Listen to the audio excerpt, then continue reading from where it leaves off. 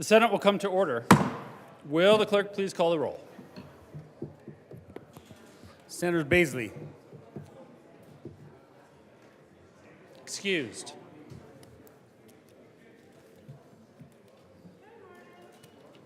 Bridges, Buckner, Coleman, Cutter, Danielson,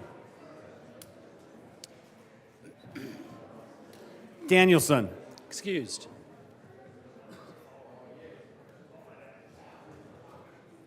Exum, Fields,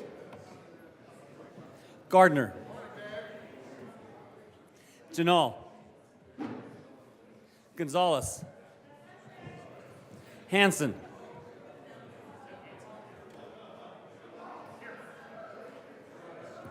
Hendrickson, Kolker, Liston, Lundin. Oh, I'm sorry. My apologies. Cookmeyer. Hawkins Lewis. Did I get her?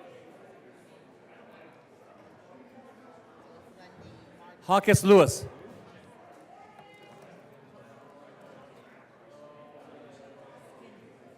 Lundin. Marchman.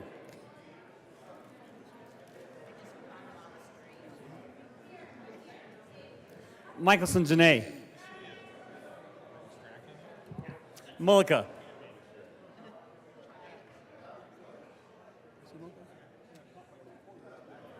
Mullica. Pelton B. Pelton R.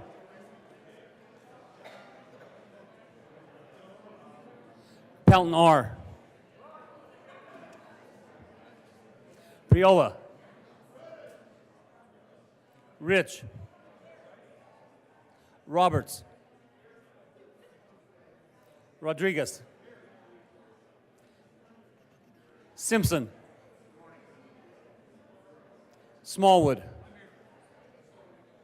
Sullivan. Van Winkle. Will. Winter. Zenzinger.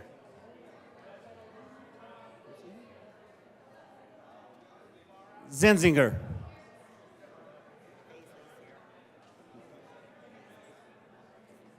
Baisley.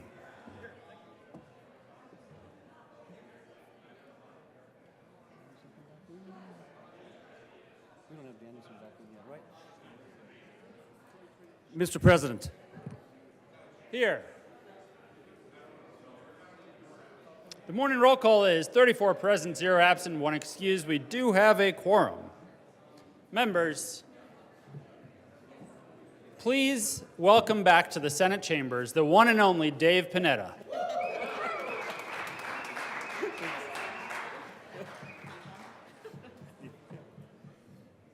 And sergeants, don't let him leave this time. Senator Gardner, would you please lead us in the Pledge of Allegiance? And do something strange, like you always do when you do the Pledge of Allegiance.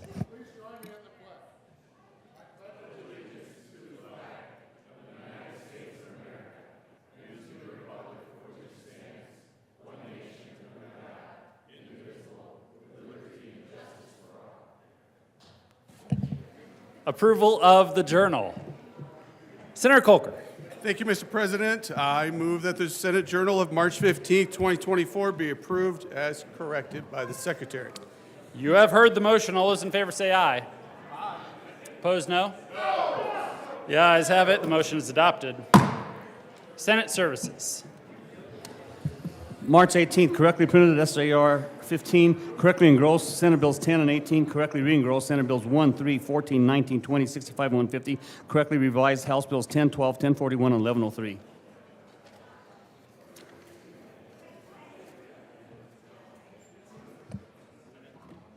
Committee reports. Do we have any? Message from the House. March 15th, Mr. President, the House has passed on third reading and returns herewith Senate Bill 135 and 006. The House has passed third reading and transmitted to Revisor Statutes. Senate Bill 105, amended as printed House Journal March 13, 2024. The House will vote to concur in Senate amendments to House Bills 1067, 1035, 1139, 1155, and repass the bills as so amended. The House has adopted and returned herewith SJR 14 and SJM 2.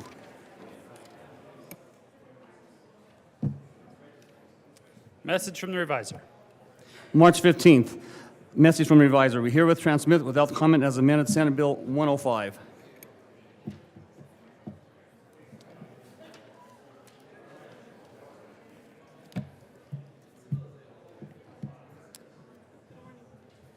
Will the clerk please add Senator Danielson to the roll?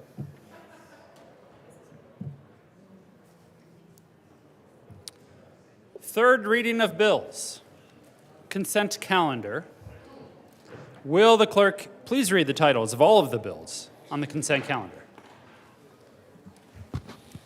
House Bill 1012 by Representatives Morrow and Bossinaker and Senators Zenzinger and Simpson concerning the operational frequency of the Front Range Passenger Rail District. Senate Bill 10 by Senators Janal and Will and Representatives Duran and Hartsock concerning the adoption of the dentist and dental hygienist compact and in connection with making an appropriation. Senate Bill 18 by Senators Simpson and Michelson, Janay, and Representatives Amabile and Winter concerning the enactment of the physical assistant licensure contract and in connection with making an appropriation. House Bill 1041 by Representatives Kipp and Taggart and Senators Bridges and Van Winkle concerning the streamlining of processes for filing sales and use tax returns and in connection with making an appropriation. Majority Leader Rodriguez. Thank you, Mr. President. I move for passage of all the bills on third reading of bills final passage consent calendar, which includes House Bill 1012, Senate Bill 10, Senate Bill 18, House Bill 1041. Is there any discussion on any of the bills? Seeing none, the motion is the passage of all of the bills in the third reading of bills consent calendar. Are there any no votes? Senator Rich. Thank you, Mr. President. I wish to be recorded a no vote on House Bill 1012. Senator Rich will be recorded as a no vote on House Bill 1012. Senator Van Winkle. Thank you, Mr. President. I'd like to just say ditto, but I would like to be recorded as a no vote on 1012. Senator Van Winkle will also be recorded as a no vote on House Bill 1012. Senator Baisley. Thank you, Mr. President. I would like to be recorded as a no vote on House Bill 1012. Senator Baisley will also be recorded as a no vote on House Bill 1012. Senator Smallwood. Good morning, Mr. President. I'd like to be recorded as a no vote on House Bill 1012. Senator Smallwood will be recorded as a no vote on House Bill 1012. Mr. Minority Leader. Good morning, Mr. President. Good morning, Mr. Panetta. I wish to be recorded and request, therefore, that I be recorded as a no vote on 1012. Senator Lundin will be recorded as a no vote on House Bill 1012. Senator Liston. Thank you, Mr. President. I, too, wish to be recorded as a no vote on House Bill 1012. Senator Liston will be recorded as a no vote on House Bill 1012. Senator Gardner. Thank you, Mr. President. I would like to be recorded and make the request to be recorded as a yes vote on all of the bills on the consent calendar except House Bill 1012. Senator Gardner will be recorded as a yes vote on all of the bills on the consent calendar except for House Bill 1012. Senator Kirkmeyer. Thank you, Mr. President. I'd like to be recorded as a no vote on House Bill 1012. Senator Kirkmeyer will be recorded as a no vote on House Bill 1012. With a vote of less than 35. With a vote of 27 ayes, 8 noes, 0 absent, 0 excused, House Bill 1012 is passed. Co-sponsors. Senator Sullivan, Priola, Henriksen, Michelson Janay, Fields, Jaquez Lewis, Cutter, Marchman, Exum, Janal,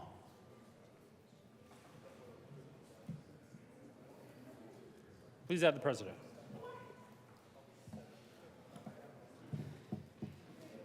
With a vote of 35 ayes, 0 no, 0 absent, 0 excused, Senate Bill 10 is passed.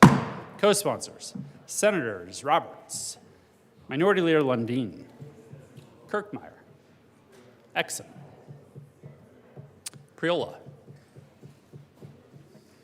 Liston, Marchman, Fields, Cutter, Buckner, Jaquez Lewis, Michelson Janae, Bridges, Zenzinger, Van Winkle,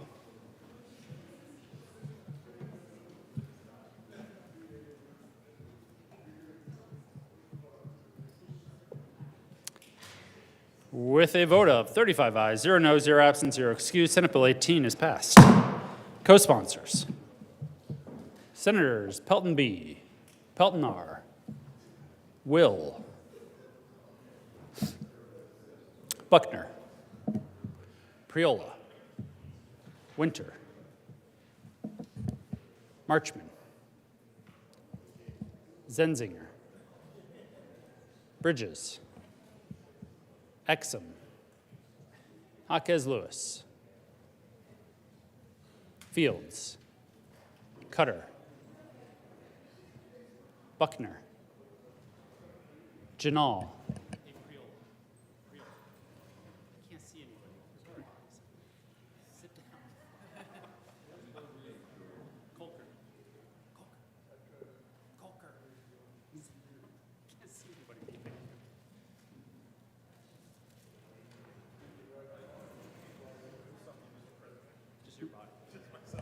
With a vote of 35 ayes, 0 no, 0 absent, 0 excused, House Bill 1041 is passed. Co-sponsors, Senators Roberts, Smallwood, Priola, Liston, Kirkmeyer, Zenzinger, Michelson Janae, Cutter, Exum, Pelton B., Baisley,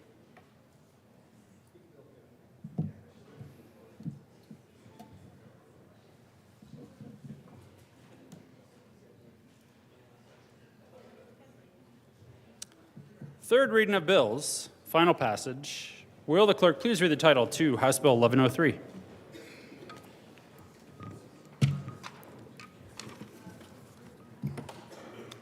House Bill 1103 by Representative Mobley and Herod and Senators Gonzalez and Buckner concerning prohibitions on the official use of the term excited delirium. Senator Buckner. Thank you, Mr. President. I move House Bill 1103, third reading and final passage. Is there any discussion?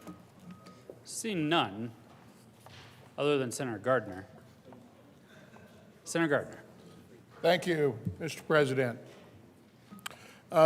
Members, I was a no in committee on this vote, and I will be a no today. I'm not going to urge you to be a no. I urge you to always do what you believe is right and appropriate for your conscience, your district, and public policy.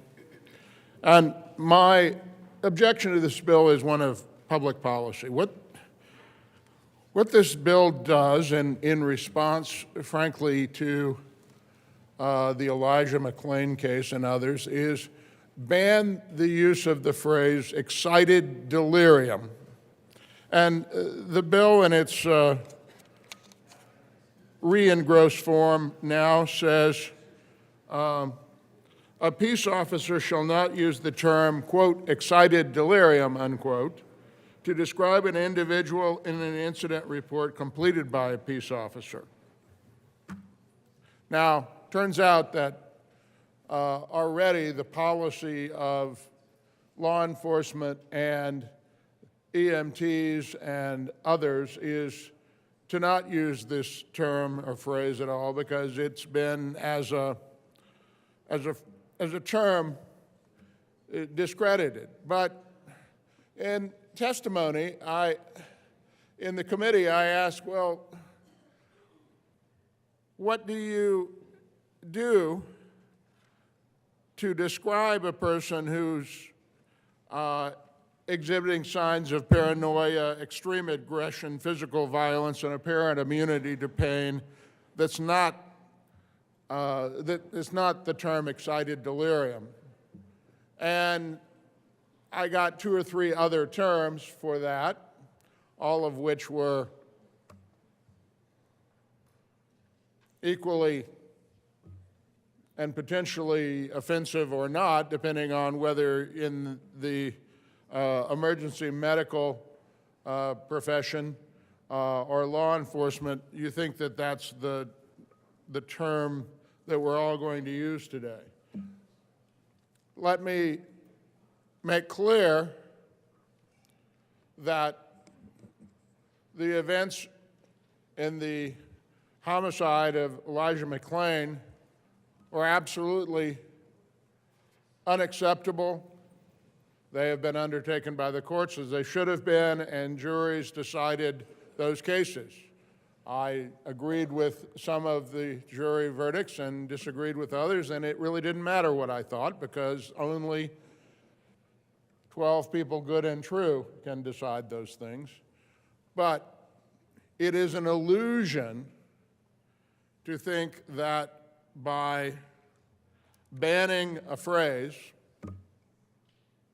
in police reports and so forth, that one is going to change behaviors or outcomes or policy.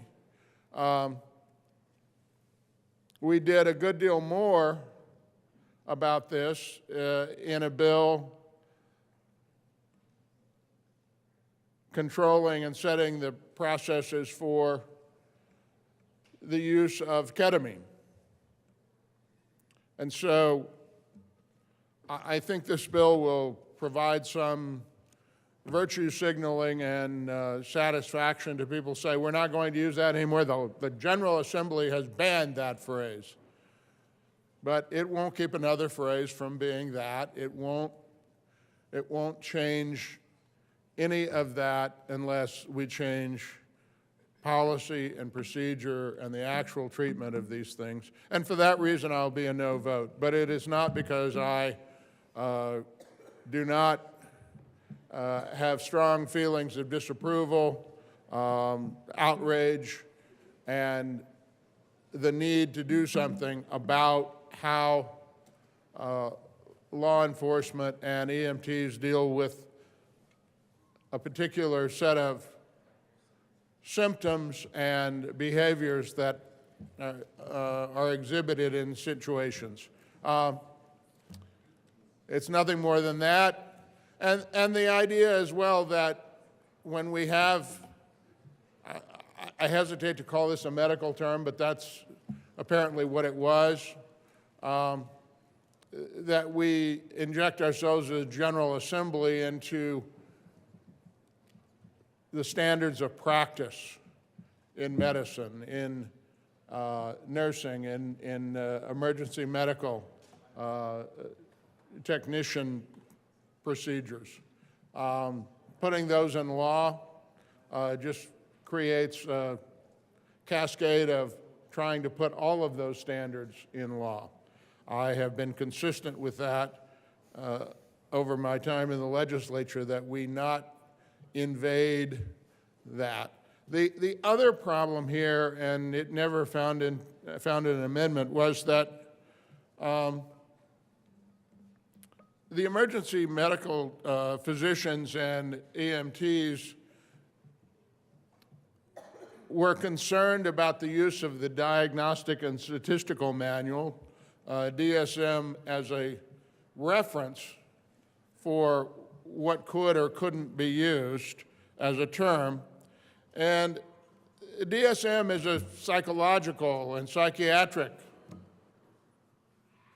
reference book, not a medical reference book, and that it arguably puts them in a position of having to know psychiatric terms.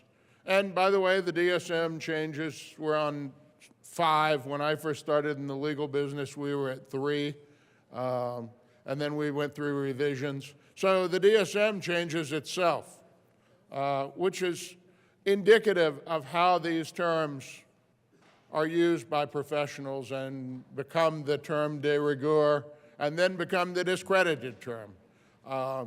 It's not appropriate for legislation to do that, and I have supported other policies, procedures, and things in law that would prevent future cases like Elijah McClain and many others around the country. But I'll be a no vote on this. Thank you.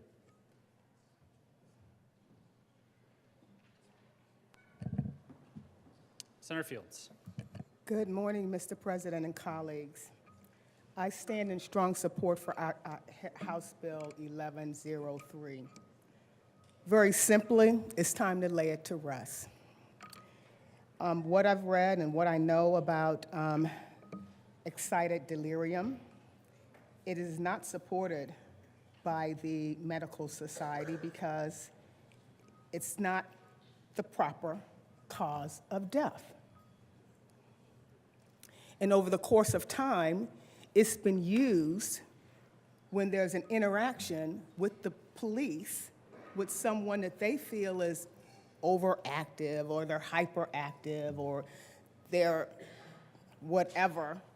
It's an easy term for them to use to say that was the cause of death. It's outdated. It's time for us to put that to rest. If you look at the research, when there is an encounter with the police, that is often the term that they use to cite excitable delirium. It happened with George Floyd, and it also happened to Elijah McClain. These are just some examples. But over time, it's also been associated far too often with the cause of death as it relates to people of color. So we need to make sure that we identify clear signs of death and not coming up with this term that has no medical scientific data. It's based on activity. It's not based on cause of death. We know what happened to Elijah McClain, and we know what happened to George Floyd. There were police encounters, and there were EMT encounters that ultimately caused them to be dead, caused them to be gone from us far too soon. So this is a realistic approach for us to lay this term to rest. It has no relevant purpose in today's society. So I urge an aye vote on House Bill 1103. Senator Buckner. Thank you, Mr. President. I'm not a lawyer, but I am a concerned citizen, and I'm a state senator. I live in Aurora, and obviously we are all still very upset about what happened to Elijah McClain. This terminology is outdated, as Senator Fields said. It's not supported by the medical society. And when we hear this term, excited delirium, way, way, way too often, it is related to people of color. And my frustration is, when you hear the word excited delirium, what does this put in the heads of those who are coming to administer help for that person? It's like a prerequisite. He has Superman powers, that's what was said. That's wrong. That is so wrong. Words matter. And to those parents who I've talked to when we were doing stakeholder work on this bill, to have that terminology on the death certificate was so hurtful and so wrong, especially when it is not a medical term. So let's get things updated. Let's do what's right. And please, I am asking for your yes vote on this important bill. Thank you. Senator Gonzalez. Thank you, Mr. President.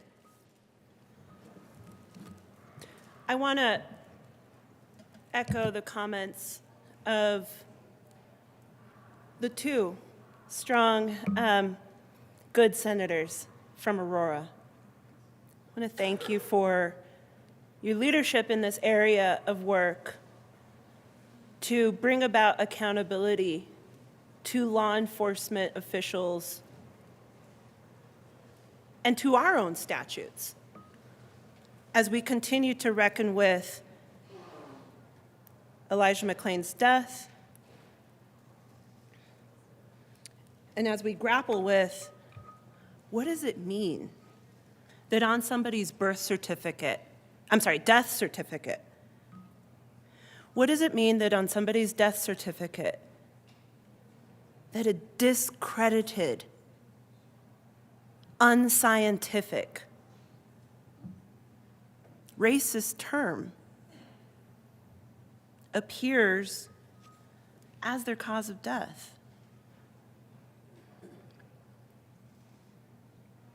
The Virginia Law Review looked at 166 in-custody deaths between 2010 and 2020 and found that 56% of those in-custody deaths attributed that phrase to Black and Latino victims. What does it mean for us to say we're following the lead of science?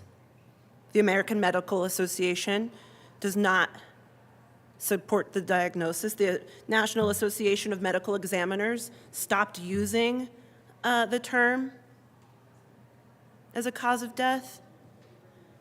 The American College of Emergency Physicians disavowed the term. What does it mean for us to follow law enforcement? Peace Officer Standards and Training Board in December voted unanimously to strike the diagnosis from all of their training documents.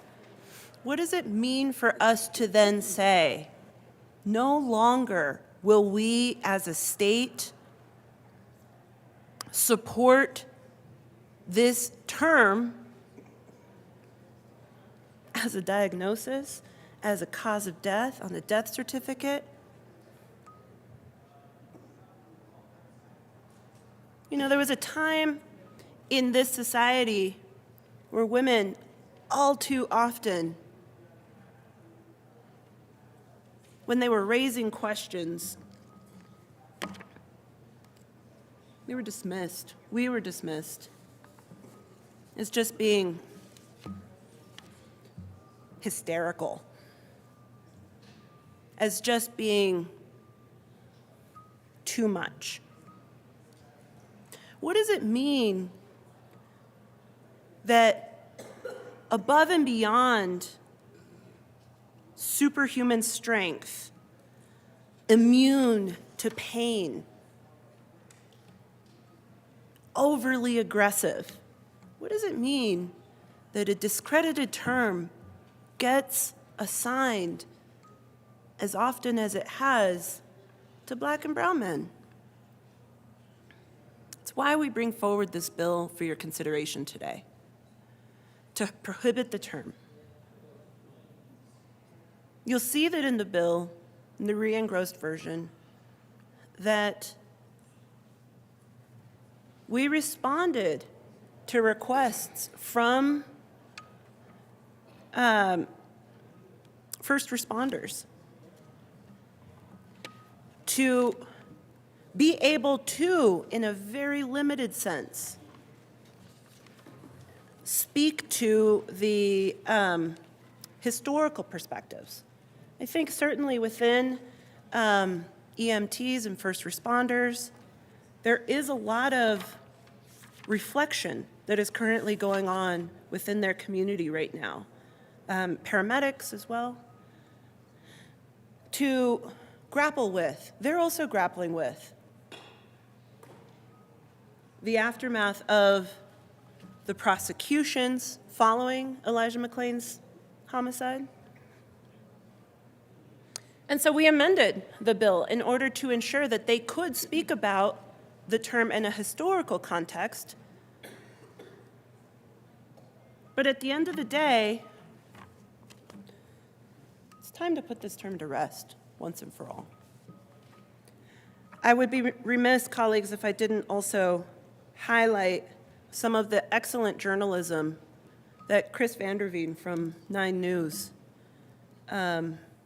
conducted, not only here in Colorado, but nationally, about the use of this term. It shone light on a practice that we should no longer engage in here in this state, and for that reason, I ask for an aye vote on House Bill 1103. Thank you, Mr. President. See no further discussion. The motion is the passage of House Bill 1103. Are there any no votes?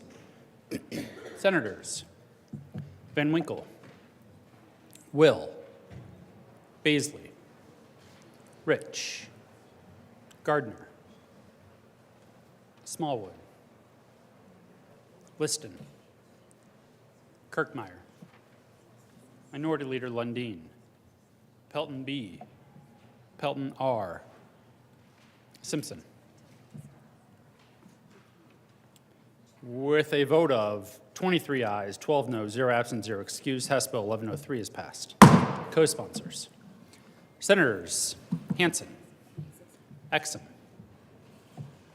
Kolker, Winter, Fields, Priola, Michelson Janae, Cutter, Henriksen, Marchman, Janal, Bridges, Sullivan, Jaquez Lewis, Coleman.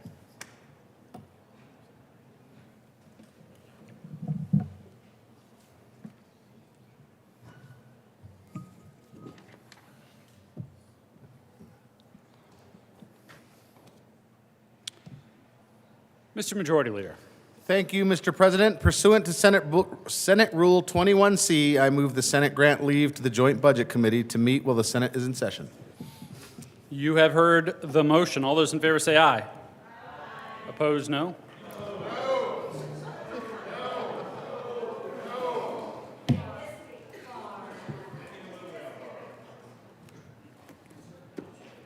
The ayes have it, and the motion is adopted.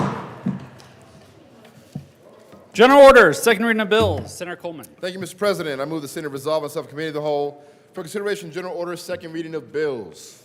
You have heard the motion. All those in favor say aye. Opposed, no. The ayes have it, and the motion is adopted. The Senate will resolve itself into the committee of the whole for the consideration of the general orders, second reading of bills, and Senator Coleman will take the chair.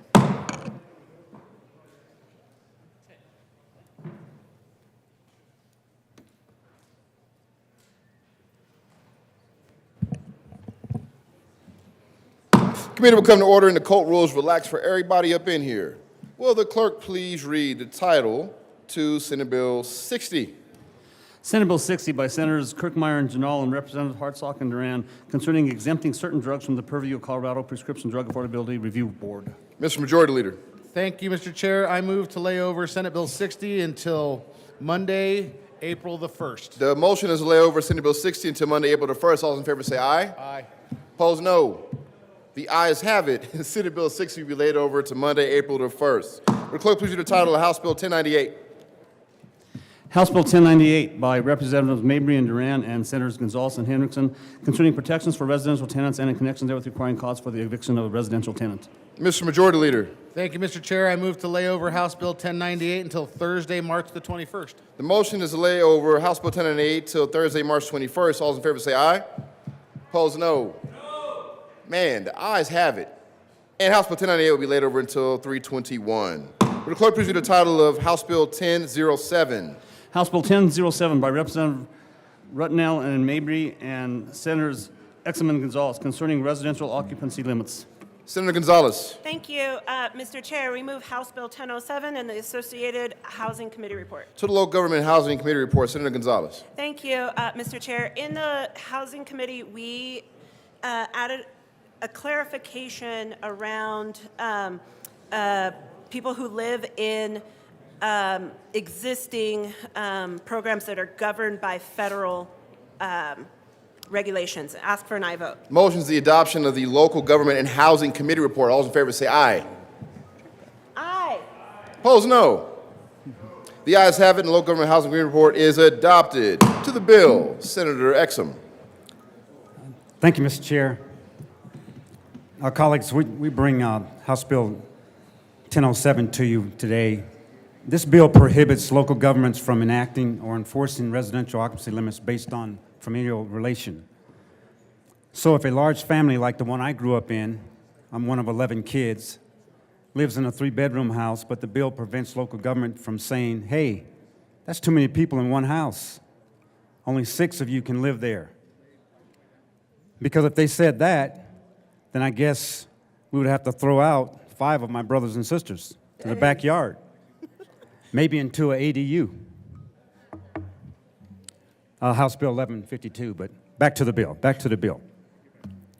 But the bill does allow local governments to implement residential occupancy limits based on demonstrated health and safety standards, such as international building codes, fire codes, and other Colorado Department or Public Health, Environment, Wastewater, water quality. So if there are too many people in one place and it violates health or safety codes, then yes, the local government can step in and set up occupancy limits for health and safety reasons. The House did a few changes in the introduced version. They added a lengthy legislative declaration. They clarified the language about local governments not being able to limit people based on family ties, and they removed the reference of square footage requirements, which helped strengthen the health and safety requirements. They also clarified the definition of local government. These were all good, positive changes, and the bill before you today is better than how it was introduced, and we ask for an aye vote. Further discussion. Senator Gardner. Thank you, Mr. Chair. Happy Monday, everyone. Members, this bill starts with the usual legislative declaration. And I say the usual legislative declaration because it seems more and more this body and our sister chamber feel it necessary not simply to express their intent in the words of and operative words of the statute, but rather to go to great lengths to say why we're doing what we're doing, and to make unsubstantiated claims about various things to justify what we're doing. Now, this bill starts with one declaration that I guess is absolutely necessary if the bill is going to do what it says it's going to do. But even before that, I'm really the short title of this section is the HOME, H-O-M-E, Harmonizing Occupancy Measures Equitably Act. I wonder how much time was spent choosing a name and an acronym. I thought only the U.S. Congress was a place where they sat around and figured out lots of clever names for bills and acts and things. It was more in our purview to name every bill after someone. But, okay. And then we go, the General Assembly finds and declares that occupancy limits and the increased availability of housing are matters of mixed statewide and local concern. Well, if we say, I guess it's of mixed statewide and local concern, I guess that is true because we said so. It just is. What that really is about is dealing with the power of home rule cities. And it's an infringement upon home rule to do this. Not necessarily an illegal infringement, but that's the way that the General Assembly complies with the constitutional requirement that in order to legislate on something that is within the control constitutionally of home rule cities, you have to declare it a matter of statewide concern. So, but that's a declaration that I think we have a right to make. Doesn't need evidence or anything. If we're concerned, I guess we're concerned. And then we get the General Assembly further finds and declares that. Now, it's interesting to me because the introduced bill was only 2 pages long, but the House decided to amend it and add all of this declaration language. So we find and declare, says the bill, that the General Assembly aims to encourage denser living arrangements. Okay, well, I guess if you vote for this bill and it passes, I guess that will be true.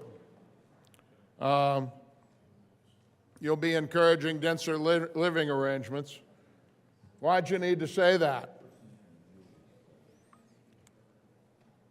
Why'd you need to say that if operatively that's what it does? Oh, well, maybe it's this next sentence, next phrase here. Recognizing their multiple societal, economic, and environmental benefits. Now, I wonder what the evidence for that is. I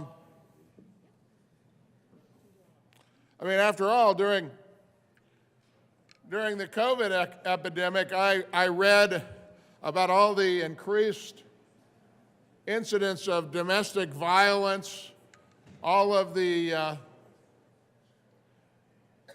mental health issues of people being stacked on top of each other. I wonder, I know people, and this is a matter of economics. I was raised as a family of 4 in 2 bedrooms. Fortunately, I have 1 brother, so we shared a bedroom, and it was a very small home. And I had a roof over my head, and it was adequate. But, you know, when I was able, as my parents were as well, when they were financially able, they bought a larger house so they had a little room and wouldn't be on top of each other. So I do wonder what the evidence is for societal, economic, and environmental benefits, particularly the societal benefits. The bill then says it therefore seeks to limit the ability of local governments to impose arbitrary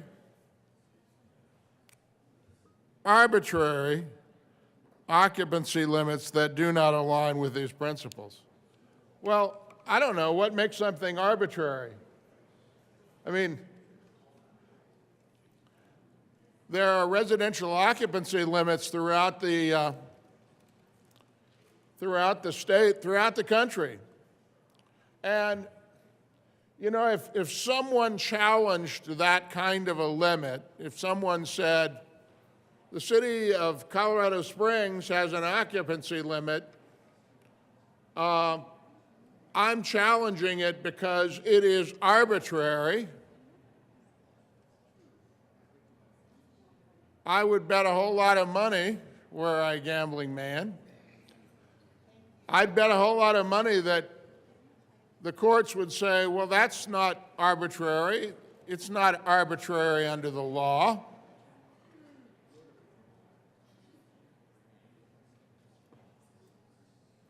It has a reasonable basis.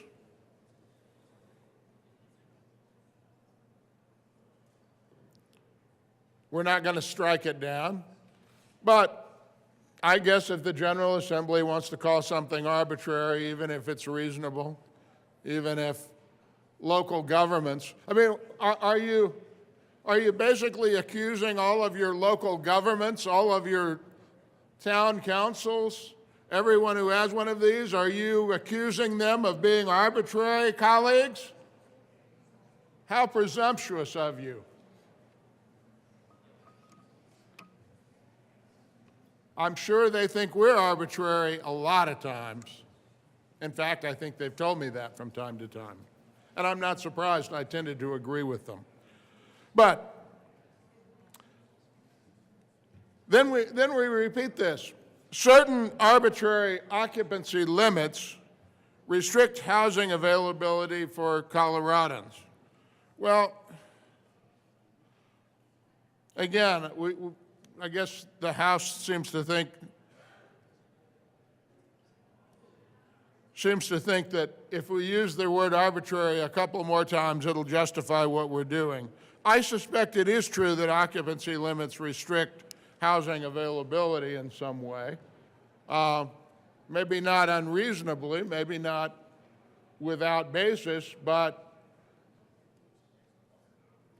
the House, who put this amendment in, says it's arbitrary. Well, now there's a group of people for you.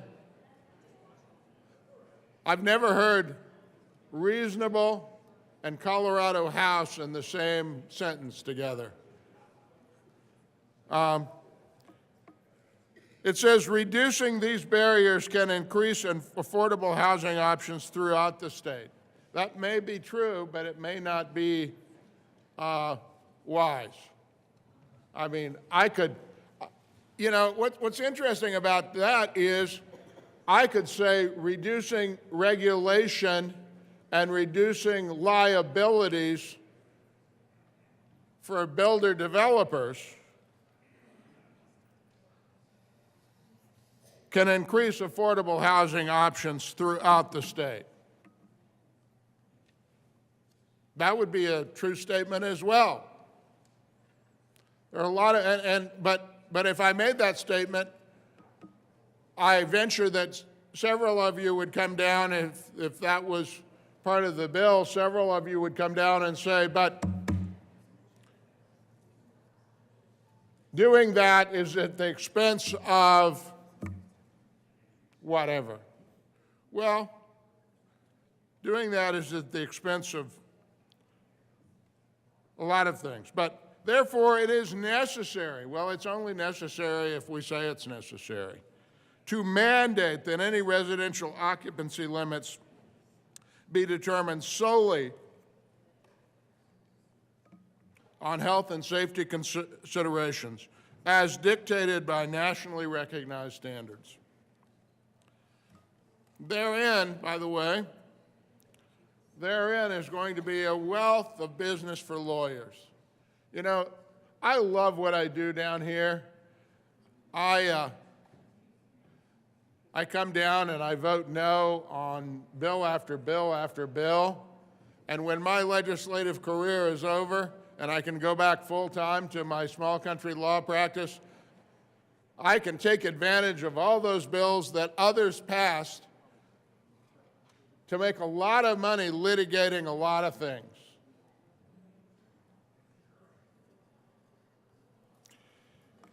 Well, the General Assembly then finds it necessary to tell everybody what the objectives of their bill are.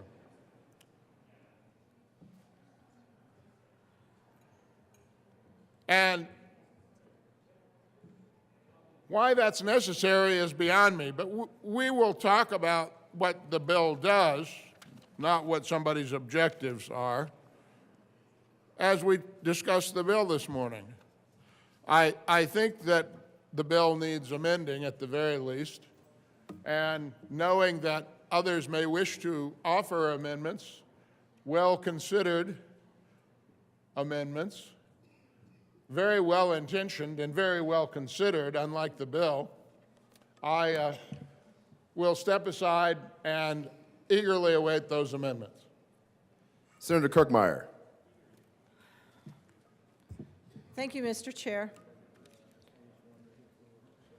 Members, just have some comments and then an amendment with regard to House Bill 1000-007. As a former locally elected official, I just really take exception with the number of times that arbitrary is used in here, in this bill, especially in the legislative declaration, to speak to that local elected officials, remember they're elected officials, that they are imposing arbitrary limits or arbitrary rules. You know, there is a process in law, it's called a Rule 106, that if you believe that your local elected official has been arbitrary or capricious, that you have the opportunity to challenge their decision. So when we talk about local governments, local elected officials being arbitrary, I just have a hard time getting there with regard to this bill. I'm not even sure exactly why it's related to, why it's even related, why we even need to mention in here. I mean, their rules, their ordinances that they put in place have to go through a public process. When a development comes in for approval, that goes through a public process, goes through a planning commission, which is yet another public process. Then it comes in front of the board or the council, yet more public process and when they put together their ordinances, whether that's to make certain changes in their zoning regulations, or if they determine that there should be occupancy limits. And I would say that most local governments have really looked at the number of occupancy limits, and you also need to also take into consideration the developer of the subdivision or the multifamily homes or the apartment buildings, what they are putting forward in their development. So to say that local officials, local governments are arbitrary when they are basing their decisions on the health, welfare, and safety of their constituents, that is what is at the basis of every single ordinance or land use decision that is decided at a local government level. So to say that they're arbitrary is arbitrary, quite frankly. There is an amendment at the desk. Will the clerk please read Amendment L015? House Bill 1007, Amendment L015. Senator Kirkmeyer. Thank you, Mr. Chair. I move L015. To the amendment, Senator Kirkmeyer. Thank you, Mr. Chair. This amendment is basically deals with what I just spoke to and strikes the word arbitrary from the bill.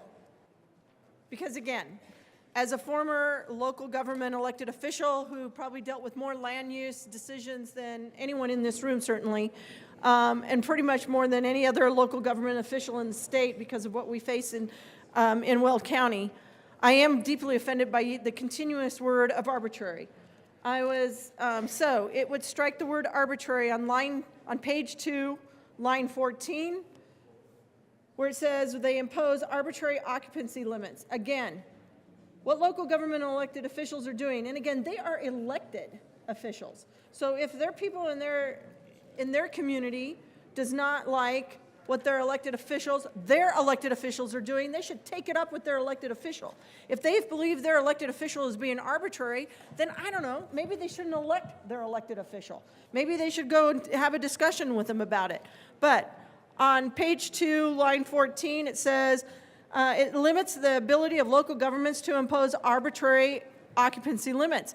Now, as I'm sitting there arguing this, maybe I should think we should leave that in, because I could probably argue during every land use proposal or during every ordinance that is brought forward that is based on health, safety, and regulation, health, safety, and welfare of the people that reside in that community, that they aren't arbitrary. So I guess just to say is you can impose, if you if you weren't even to look at it, you could impose occupancy limits as long as they weren't arbitrary. So as long as you prove they're not arbitrary, and who makes that proof, that would actually be done, again, in a Rule 106 hearing in front of a court or at the election box. But again, saying that they're just being arbitrary is greatly offensive to me as a former local elected official.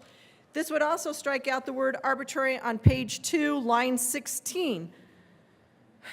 Again, certain occupancy limits restrict housing availability. In this case, it says certain arbitrary occupancy limits restrict housing availability for Coloradoans.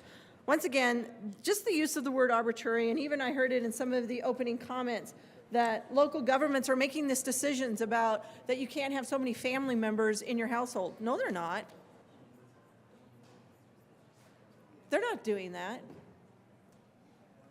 When local governments approve a subdivision that is for single-family dwellings,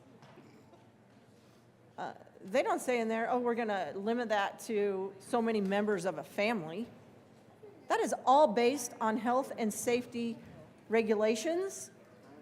You know, you talk about square footage. It's also if they're out in the unincorporated part of the county where there is not a sewer district and they're doing it on septics, it's based on the number of bathrooms. So, you know, when I heard that comment, I thought, no, where the heck is that happening?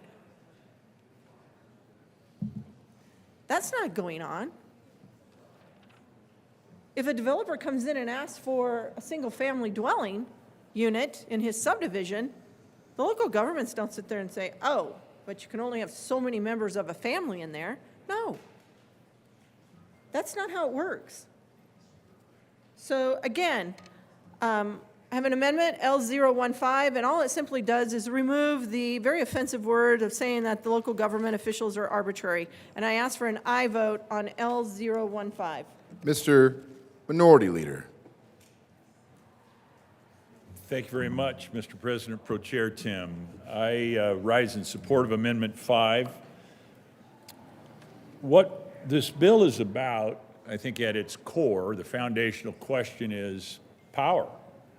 Is the power to manage local zoning use, local land use, local experiences appropriately lodged with the federal government? Well, nobody in this room would say yes.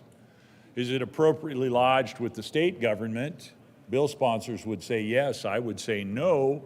Or does it, like all land use, zoning, and occupancy type measures, belong with the localities? The place where folks can go down and, quite frankly, interact with their neighbors, interact with the people they have elected to provide for the circumstances of their existence, or not? Well, this particular amendment points right to the place where the state government marches in and says, localities, you're being arbitrary. Well, that is not at all the case. The localities find the balance in what their neighborhood should look like, and they do it with the input as elected officials of their constituencies, the folks that they live with continuously. This striking this arbitrary kind of pulls this emotionally, politically powerful oriented language out of the bill as we try and find a balance going forward, and I think we will have other land use conversations during the course of this session as well. As we try to find that balance, I think it's really important that we honor the traditions, we honor the authority that is vested in the localities, in local jurisdictions, municipalities, counties, and others for managing the land use and the living circumstances that they are already well-equipped, incredibly experienced, and highly sensitized to the political needs of their neighborhoods and their communities. When you start creating one-size-fits-all solutions, which any state imprimatur put over the top of localities would be, you start making circumstances where one size does not fit all. I mean, the reality is there is no such thing as average. There is no such thing as a perfect answer for all land use sorts of experiences. And so this particular bill creates problems by doing that. So Amendment 5 strikes out this word arbitrary, a couple different places here, brings the conversation at least back into an alignment where you're trying to have an honest, hey, would this work for you? We're the state government, we're big, we're strong, we're powerful, but we're going to influence what's going on in your locality instead of throwing or casting, the connotations of this word are negative, all of them in their nature, or almost all of them are negative in their nature. It backs those negative connotations out of the conversation. I would urge your support of Amendment L005. L015. I'm sorry. It's all good. Just want to make sure we're on the same one. Thank you, Mr. Chair. L015. There we go. Senator Gonzalez. Senator Thank you, Gonzalez. Mr. Chair. You know, it's, I just have to commend the leader from Monuments' good use of the mic skills when he wants to place emphasis on something that he's, trying to say.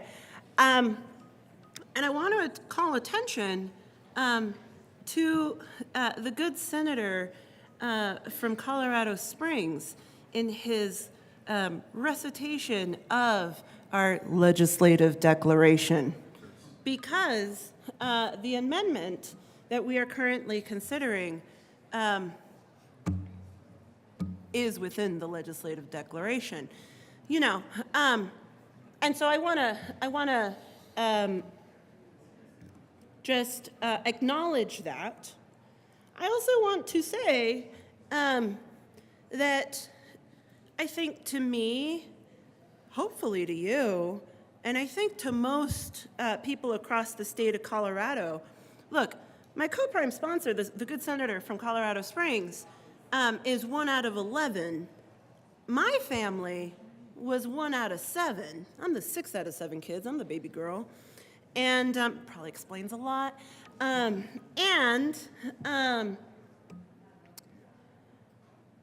Somehow, a municipality saying it's fine for 7 people, plus my parents, 9, to live in one building, but it's not okay for 2 families to live together. It's not okay for an individual to make that decision based on their own private property right. Just saying. I ask for a no vote on this amendment. Seeing no further discussion, the motion is the adoption of L015. All those in favor say aye.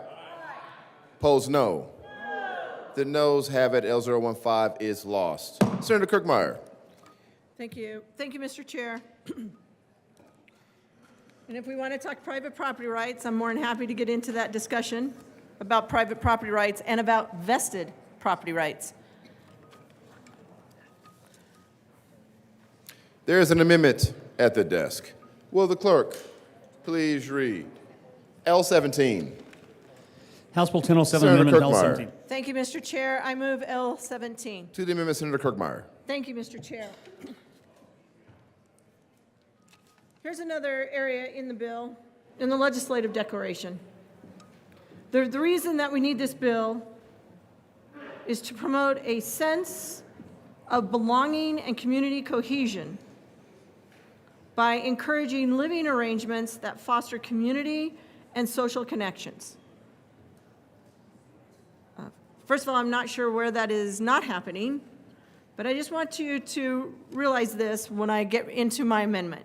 We're supposed to be trying to promote a sense of belonging and community cohesion by encouraging living arrangements that foster community and social conditions. So when you move into a subdivision, and I don't live in a subdivision, I live in the unincorporated part of Weld County, so this is not me, and I'm from a family of 7, and my grandmother and great uncle lived with us, so we had 11 people around the table, since we were talking about our familiar familiar family. How are we talking about family? Just want you to know where I'm coming from. But when you're talking about we're trying to promote a sense of community cohesion, when you go out to purchase, when someone goes out to purchase a home, they look at the community. They look at the underlying zoning. If they're smart, they go look at the plat, and they look at the notes on the plat. When they go through their whole titling and they're getting their home bought, there's all these notes and all these things that tell you what are the expectations in that community. All of these things. When you go through if you're a developer and you go through a land use proposal and you're developing a subdivision or a multifamily, number of multifamily units, condominiums, well, probably not condominiums right now, but apartment buildings. When you're designing it, you're building it so that you have community cohesion and so that you foster community and social connections. So I want you to think about that. When these places are being built, when homes are being built in subdivisions, when multifamily dwellings are being built, that's all taken into consideration. That community cohesion, that encouraging living arrangements that foster community and social connections. I was out walking all weekend. One of the areas that I walked in was in Timnath, in an area where they have what they called, I think they called it additional generation living. So in the same home, they had taken in place where they would have 2 or 3 generations that could be living in that same home. And they designed the homes and the whole layout of the community, of that subdivision, so that it was meant for, that you would have 2 or 3 generations living in a home, so that it is a walkable community, so that there are a lot of pathways, a lot of parks. So they had 2 entryways into their home, two different doors. In fact, there were a couple times I was like trying to figure out which doorbell I should ring. But 2 different doors and 2 entryways into the home, so they would have private entrances. So they built this whole community on a sense of belonging, promoting a sense of belonging, promoting community cohesion, and encouraging living arrangements that go to continue to foster community and social connections. I mean, when you have grandparents, parents, grandchildren all living in the same home, man, that's fostering social connections. So they're already doing that. They've already done that. They've already said, here's what the meaning of this is. And when those individuals bought that home, they thought, okay, this is the community that I wish to belong in. This is the community that will foster what I believe, that what I want for my family, that social connection, that sense of belonging. But this is the community. This community that went through a development process, that had private property rights, that made their development, and then vested this right in their development. It's a vested property right. It's vested. If you wish to change it,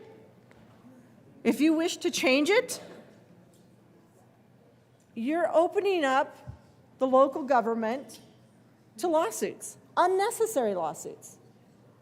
They already promote it. They already approved subdivisions, part of their community, that does exactly what this bill is saying it wants to do: promote a sense of belonging and community cohesion by encouraging living arrangements, 2-3 generations in one home, that foster community and that important social connection, that important generational connection, that important opportunity for childcare. If the parents are at work and the grandparents are there, they can help take care of the kids. They can be there when the kid gets off the school bus. They can be there in the morning to help get the children ready for school. Whatever they need to do. So we have communities that are doing this already. But this bill says that a local government shall not limit the number of people who may live together in a single dwelling based on the familial relationship. They can't do that. I mean, it goes in to say basically they cannot limit occupancy occupancy limits unless they have a demonstrated health and safety standard, which they're already doing. Which they are already doing. But I know you want to make sure, the bill sponsors would love to make sure that it is explicitly clear that local governments shall not limit the number of people who get to live in any single-family dwelling or any single dwelling. I think we need some clarity here. I think that we need to provide for clarity and also to provide that we don't have some unintended consequences where someone who is in a subdivision that doesn't have this next generational living arrangement, they are in a subdivision that was approved for single-family dwellings. That's already been done. There's already notes on the plat about it. It's already been recorded. The right has already been vested. That would be a property right. Their expectations of the community that they want to live in is that it is a single-family dwelling. That it's a neighborhood that's going to look like they are, like they're single-family. They're 2, 3, 4, maybe 7 kids that they have. But that's the nature of their neighborhood. That's the neighborhood they picked. So at some point, we do need to think realistically about the problems that may be created with this bill if we don't have this fix, this amendment, L17. And here's what the amendment does. So where it says a local government shall not limit the number of people who may live together in a single dwelling based on their family relationship, it would change to, for buildings built on and after July 1st, 2024, because these are buildings that already have a vested right. They've already vested the property right. And while maybe they might have this next generation component in it, maybe they might have the, some people call them granny flats, some people call them mother-in-law quarters. I prefer to call them as, father-in-law quarters, whatever. But maybe they have this additional area already in their code or not in their area, but maybe they don't. This says that you can't now limit the number of people who live together in a single dwelling based on a family relationship.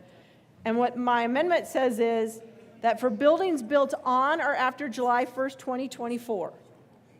So these are in all likelihood those subdivisions, those homes, those multifamily dwellings that are not built yet, that have not been approved yet, that do not have a vested right, that for buildings built on or after July 1st, 2024,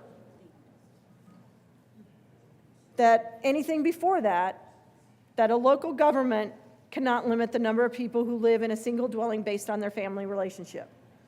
So we're making it, instead of being retroactive, this would say in the future. And I didn't pick a long date out in the future. I didn't say like 34. So July 1 of 2024. That from that point on, a local government shall not limit the number of people who live together in a single dwelling based on family relationship.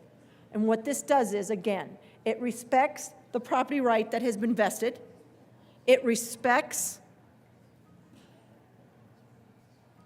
the person who bought that home in that neighborhood. It respects that it is the people that live in that community, that live in that neighborhood, that live in that county or that city, that it is the people who got to decide what occurs in that neighborhood and that it's not going to get changed on them. After they already decided, they put their life savings into this home.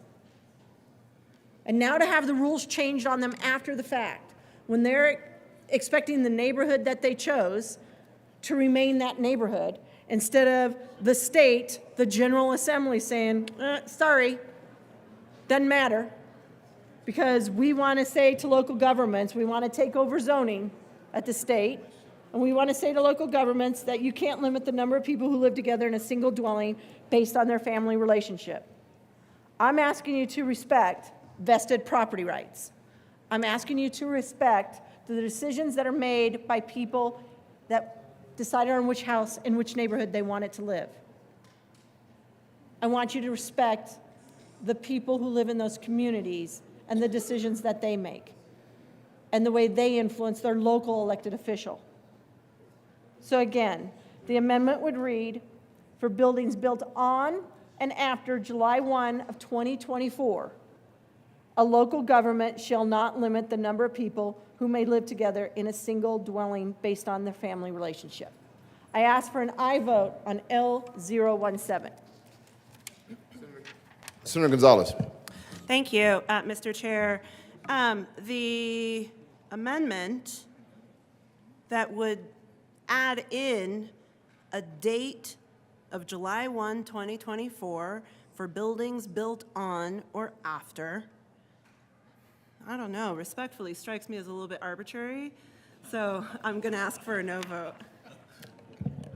Senator Kirkmeyer. Thank you, Mr. Chair. It is not arbitrary at all. It's not capricious either. It's neither arbitrary nor capricious that I would pick July 1st, 2024. As I stated in my comments, this is to say that this bill can't be retroactive. This is to say that even though down here you've all decided that in someone's neighborhood up in Timnath that the local government can't limit the number of people who live in the single dwelling based on their family relationship, this is saying that you can't do that in homes that are already built, in subdivisions that have already been approved and platted. That is a vested property right. That is a vested right that everyone in that neighborhood has. That does not make it arbitrary. It's been recorded in the clerk's office. So I ask for an aye vote on L17 because, again, it is not arbitrary. It is not capricious. I didn't say 2034. I said within the next basically 3-4 months. So anything built after would still have the limit that y'all want to impose on the local government's zoning and take over their zoning. But prior to July 1, 2024, so that we have clarity, so that local governments don't get sued, so that those people who picked their home get to say, this was my expectation and it's not going to change, and that my vested property right is not going to be infringed upon by this General Assembly. Senator Gonzalez. Thank you, Mr. Chair. I want to appreciate the good senator from Weld County for her discussion. And I will say that the applicability of this bill goes into effect on July 1, 2024. What we're really talking about here, beginning again, page 3, line 17, is that a local government shall not limit the number of people who may live together in a single dwelling based on familial relationship. Because I'm sorry, it shouldn't matter whether you're living with 3 people who you're related to or 3 roommates. Those property rights should not be limited and infringed upon by a local government saying, you don't have the right to have roommates. I'm sorry. I ask for a no vote on the amendment. Thank you. Mr. Minority Leader. Thank you, Mr. Chair. We're having a discussion here, I think, about power held at the state level versus power held at the local level, perhaps the county commission level. The proper way to move power from the state level to the county commission level is the way it's been done by someone sitting on the floor of the Senate here who's a former member and former president of this very body. Please don't find me, Senator President Kevin Grantham, who's now a county commissioner. That is how you should move power from the state level to the county level. Senator Gonzalez. Thank you, Mr. Chair. And what you're leaving out of that conversation, respectfully, Leader from Lundinville, is that we're talking about not only the state or the local government or the county government, we're talking about an individual's right to make their decisions on whether or not they were going to live with their family member only, or with their caretaker, or with their roommate, or with anybody else. I ask for a no vote on the amendment. Senator Kirkmeyer. Thank you, Mr. Chair. Clearly, I didn't explain it very well. What I am asking for is that a local government cannot be retroactive in their action, because that would be arbitrary and capricious if they are merely just retroactive in their action. So when we take an action that says, if this happens, that says a local government shall not limit the number of people who may live together in a single dwelling based on their family relationship. Right now, if a local government were to have an ordinance that says they are limiting occupancy, this bill passes, they would have to remove that ordinance. And then it would not be clear, is it retroactive? So does that mean in an established neighborhood now, established neighborhood with vested property rights, if there are 100 homes in that neighborhood, and that neighborhood was vested through a zoning process, then they have a property right to say that it should only be a single family. That is a vested right. It is recorded. It is part of the right that you get if you bought a home in that subdivision with 100 homes. So let me just explain to you a land use process that came in front of the Board of County Commissioners. We had a neighborhood like this. We had a neighborhood that was on 2-acre parcels that were supposed to be single-family dwellings. That's it. One of the neighbors wanted to change his garage into a dwelling unit. He had to come in front of the Board of County Commissioners through a land use process to ask to do that, because essentially it takes almost like a rezoning. You have to amend the zoning. You know who gets to have a conversation about that? You know who gets to come up during the public hearing that the board, that the local elected official has to hear from? All the surrounding property owners, the other people who own a home in that subdivision. One of the longest land use hearings we've had, where all the neighbors coming forward and saying, heck no, no way. We do not want the character of our neighborhood changed in that manner. The neighbors said no. In this case, if this bill passes and this becomes law, the neighbors have no ability to say no. They have no ability to protect their property right. They have no ability to do that other than going to court and going through an expensive process with a local government, which, by the way, is expensive on both sides, and going through a very expensive process with a local government to defend their property right. Everyone needs to understand, property rights do not end at the barbed wire fence, they don't end at the chain link fence, and they don't end at the picket fence. There are property rights on both sides of that fence, regardless if you are in a subdivision or if you're a neighboring farm. When you unilaterally change zoning law and local zoning regulation at the Capitol, at this General Assembly, you are infringing on the other side of the fence, the other people's private property rights that are not only private property rights that are associated with zoning, but they have a vested property right associated with the land use decision.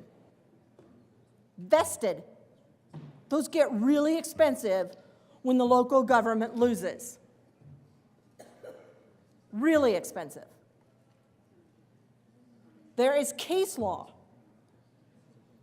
specific case law, even in Weld County, where a land use decision was overturned by the vote of the people, and the county had to pay out $500,000 because of the vested property rights. And I'm going to keep saying that until you start understanding.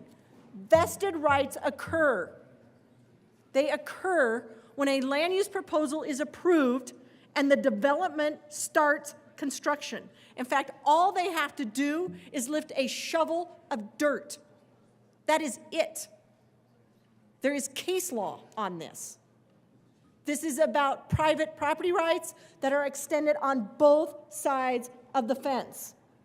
So what I am asking for here is clarity. Clarity for the local government and clarity for the people who live in their homes and in a neighborhood where their expectations are that they are single-family dwellings. Single-family dwellings. I am asking for clarity. I am saying that for buildings built on and after July 1st, 2024, a local government shall not limit the number of people who may live together in a single dwelling based on family relationships. I ask for an aye vote on L017. Senator Rich. Thank you, Mr. Chair, and I rise in support of this amendment.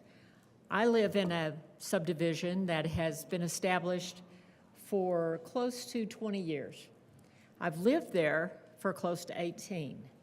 So I have a vested right in my subdivision, and it is for single-family dwellings. And it has been that way in the homeowners' covenants and declarations since it began.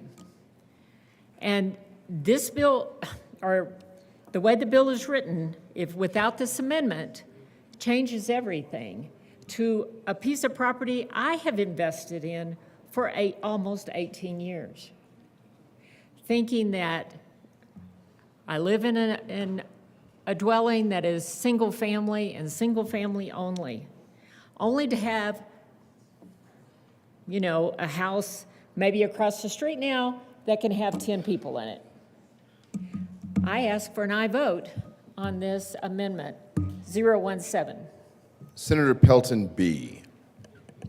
Thank you, Mr. Chair. So I rise in support of this amendment because I was the only yes vote on my side of the aisle in the committee, and I did bring up private property rights. We need to be very, very careful of, you know, I'm a former local government official. We need to be very, very careful on infringing on somebody's private property rights when we're making land use decisions.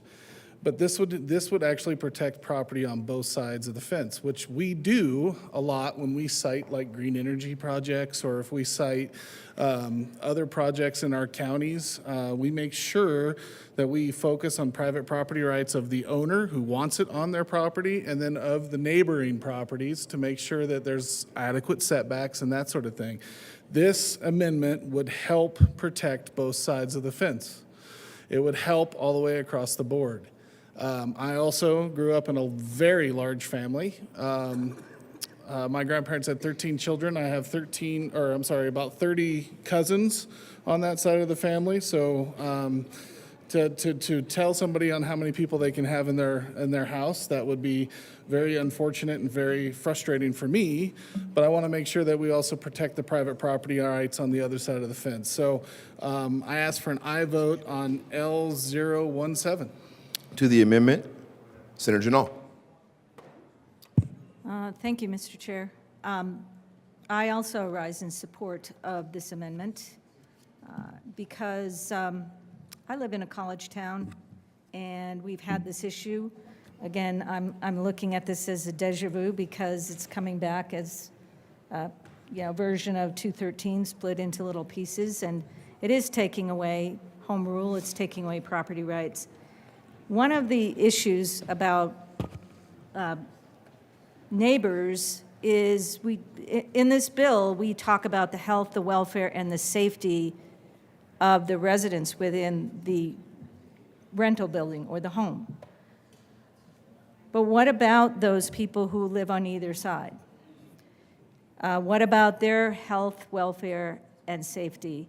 And I have a number of interesting stories and scenarios I probably will share with you, but right now, in regards to this amendment, I believe that this is a fair amendment, and I rise in support for the health, welfare, and safety of the neighborhood, not just the one particular house that we're talking about, rental that we're talking about, but that this should be a home rule issue. Unfortunately, I'm hearing that there are some cities, municipalities, counties, municipalities probably more, that are not taking community comment anymore, and this is a grave concern, and or are only taking community comment if it is about whatever's on the agenda. This is a concern for me, another thing that we probably have to tackle, but in regards to this amendment, I rise in full support for the health, welfare, and safety of the people that live in homes for years around what we're trying to do in 1007. Seeing no further discussion, the motion is the adoption of Amendment L017. All those in favor say aye. Opposed, no. The noes have it. L017 is lost. To the bill, Senator Pelton B. Thank you, Mr. Chair. As I said before, I was one of the few people on this one that was an aye vote because of the private property rights that concern me in this one. But I was also concerned when I was in committee and I heard our local government people came up and talked to us about some of the issues that they have with the bill, and one of them is short-term rentals. And on the short-term rentals, they want to make sure that they're able to still the local governments are still able to have some control over that, especially over on the western slope. Some of you may not know, but I actually lived over on the western slope for almost 15 years. So I kind of understand what they're going through over there with the short-term rentals. However, the thing that I'm going to want to change in this, and I'll send the amendment up first. There is an amendment at the desk. Would clerk please read Amendment L16? House Bill 1007, Amendment L016. Senator Pelton B. Thank you, Mr. Chair. I move L016. To the amendment, Senator Pelton B. Thank you, Mr. Chair. So here's what I asked to do, is that it says amend page 2, line 20, based solely, and strike that and substitute based in part. So that still gives local governments a little bit of still some authority there when it's discussing or having short-term rentals discussions and making sure that we're protecting the people on the other side of the fence, so we can have those discussions about how many people can still be in those houses. Local government still should be in control of that part, especially when you're using your property and as a source of or some income. And I don't blame those individuals for doing that, but I want to make sure that they're not overstepping their bounds, just like I don't want local governments to overstep their bounds when they're making rules. So I just want to make sure that those property owners know that, you can't fit 30 people in one home when you're trying to have a ski party or whatever up there, and you're still going to give local governments those decisions. So I ask for an aye vote on L016. Senator Gonzalez.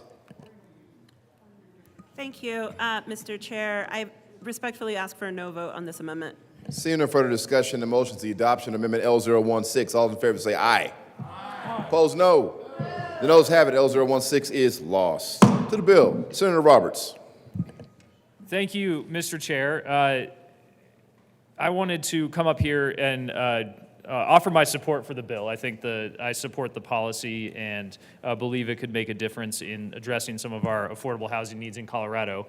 But I did want to ask a question of the sponsors in light of the good senator from Sterling's most recent amendment, and as it relates to short-term rentals.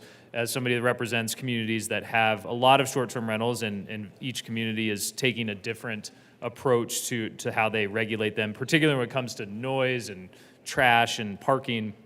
I just want to make clear, or ask the sponsors if they could make clear that nothing in this bill, as currently written or amended, prohibits the local control of short-term rentals when it comes to occupancy or other restrictions like that. Senator Gonzalez. Thank you, Mr. Chair. That is correct. Any further discussion on the bill? Senator Liston, on the bill. Senator Liston. Thank you, Mr. Chair. Members, I've been listening to the debate about what's going on here with the occupancy. And as we look, I see that this has the safety clause, which talks about the public peace, health, and safety for the state and the institutions. Well, I'm also thinking about for the safety and the well-being of not only the occupants that are living in a dwelling, but for the benefit of the police and fire. You have people that are multiple people. You could have 10, 15 people living in a house, which will probably occur in a lot of places, and yet the local authorities, in many cases, they don't have an idea as to who is there.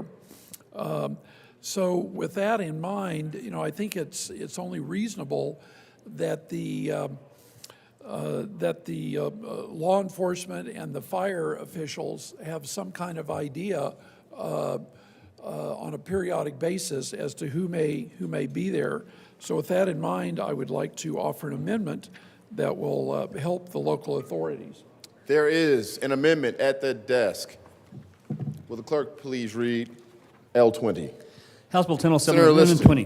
Thank you, Mr. Chair. Mr. Chair, I move Amendment L020 to House Bill 1007. To the amendment, Senator Liston. Very good. What this does, members, is I'll read it to you. It's pretty short. It says that on March 15th, starting in 2025, which is roughly a year from now, and each March 15th thereafter, a landlord who owns a rental property in which two or more unrelated tenants reside together shall provide a list of the tenants and the properties at which the tenants reside to local law enforcement and local fire departments.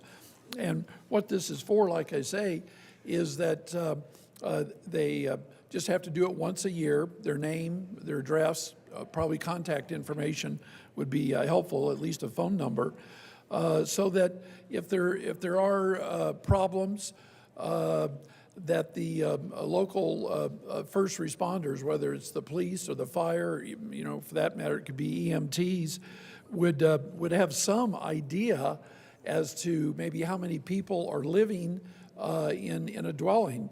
Whether so when they go there, if there's some problem, is it one family? Are there 5 people? Are there 10? Are there 15 people? So with that, members, I would ask for an aye vote on Amendment L020. I think it makes good common sense for the public well-being and for the local authorities as well. I urge an aye vote on Amendment L020. Senator Gonzalez. Thank you, Mr. Chair. Thank you to the good senator from Colorado Springs for bringing forward this amendment so that y'all, today, you can see it here first. Look at me standing up for landlords. Y'all, this amendment would be burdensome for landlords to have to comply. I hear often about the burdens that landlords in this state have to bear, and I think that this would be an undue burden. So for that reason, I ask for a no vote on L20. Seeing no further discussion, the motion is the adoption of L20. All those in favor say aye. Aye. Opposed, no. The noes have it. L20 is lost. Further discussion on the bill. Senator Will. Thank you, Mr. Chair. So I was looking through this bill, and I've been listening to the discussion. There's the one issue I saw, especially for rural Colorado, and it was about the local governments and retaining that authority and to implement the residential occupancy limits.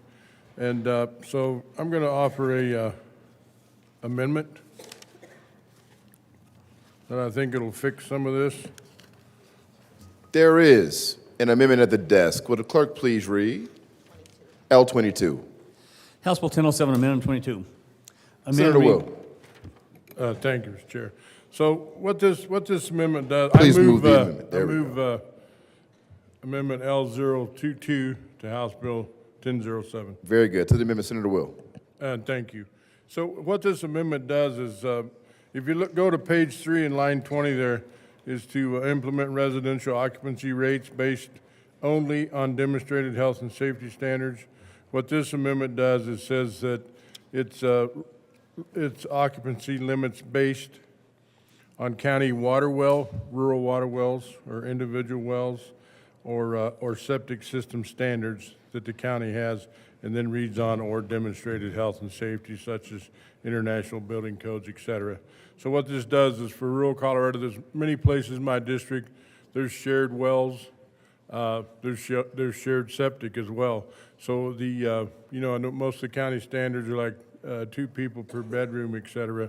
But this is really critical for rural Colorado to make sure that we still have that in there for the county enforcement, especially on septics and then the wells too. I mean, I've even lived in communities where you kind of got to talk to the neighbors and see who's going to do laundry that day or who's going to do it on Wednesday because the well won't keep up. So these are things I think for rural Colorado that really needs to be addressed in this bill. And so I'd ask for an aye vote on L022.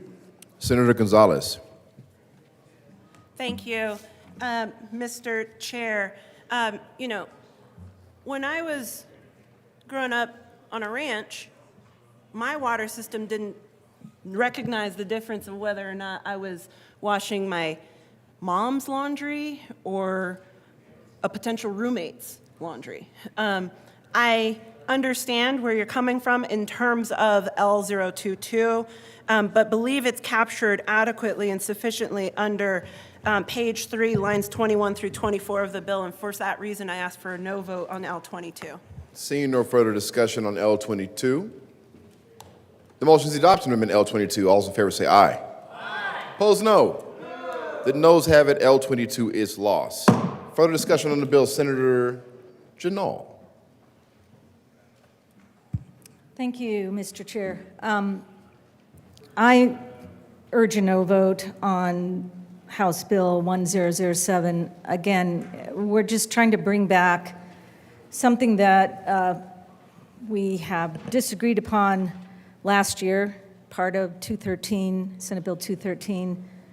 But I really do believe that, is U+2 the right number? I don't know. U+3, U+4. A lot of my community, which in Fort Collins is a college town, taking away this home rule and the property rights, it's not going to make affordable housing. It's not going to cause rents to go down. It's going to cause rents to go up. And the biggest thing that I'm looking at is we're trying to talk about families and getting families to rent single homes or single-family homes. Well, guess what? That's not going to happen if you've got a 5-bedroom house and you have no occupancy limits. A family is actually not going to make it in there, because if you're a family of 5 in a 5-bedroom house and you really want the house for your kids and yourself, it's not going to win out compared to 10 people, double the price of the rent that they're getting now. It's just, it's unfortunate because families are going to lose out. Rents are going to increase. It's just going to, it's not going to help neighborhoods either. And one of the issues that, again, I've been finding is that people don't have a voice at least in Fort Collins. My constituents have brought 2 petitions in 2 years up for a vote. They had way over the amount of signatures that were needed. They brought it to City Council, and City Council didn't even let people vote on the ballot about land use, about local control, about U+2. And they turned a deaf ear. And I'm very concerned about that. And so are my constituents. I want to read something that a couple of my constituents sent to me, because I think it brings home the issue to these folks up in Fort Collins. This House bill breaks neighborhoods up into investment zones, creating massive wealth for faceless investors, and the only people paying a price for 1007 are the people who voted for all of us. My wife and I live in Avery Park neighborhood in Fort Collins. It was the kind of neighborhood where red beer cups were considered lawn ornaments, broken front picture window shades, and the height of interior and exterior design and noise levels have approached violence in a neighborly gesture. Occupancy limits in Fort Collins brought back. Occupancy limits in Fort Collins brought back green lawns, fixed front doors, picture windows, baby carriages, provides a supply of housing stock on our neighborhood that is nearly perfect for first-time homebuyers. From rundown, shabby, dystopian, the Avery Park neighborhood has morphed into a hospitable area and a great neighborhood. One of the reasons why people wanted to move to Fort Collins, one of the reasons why Fort Collins has been one of the #1 spots for retired people, students, young people to move to, because they liked those neighborhoods. This is being rammed down, and because of a lack of affordable housing. Do you really think anyone is buying this? The only thing that's happening faster in Colorado than new housing being built is the collapse of our newspapers, common sense, and unblinkered independent leadership. That was one. Here's another one from another constituent. Have you ever lived next to a house on an average of that had an average of 2.5 adults per bedroom?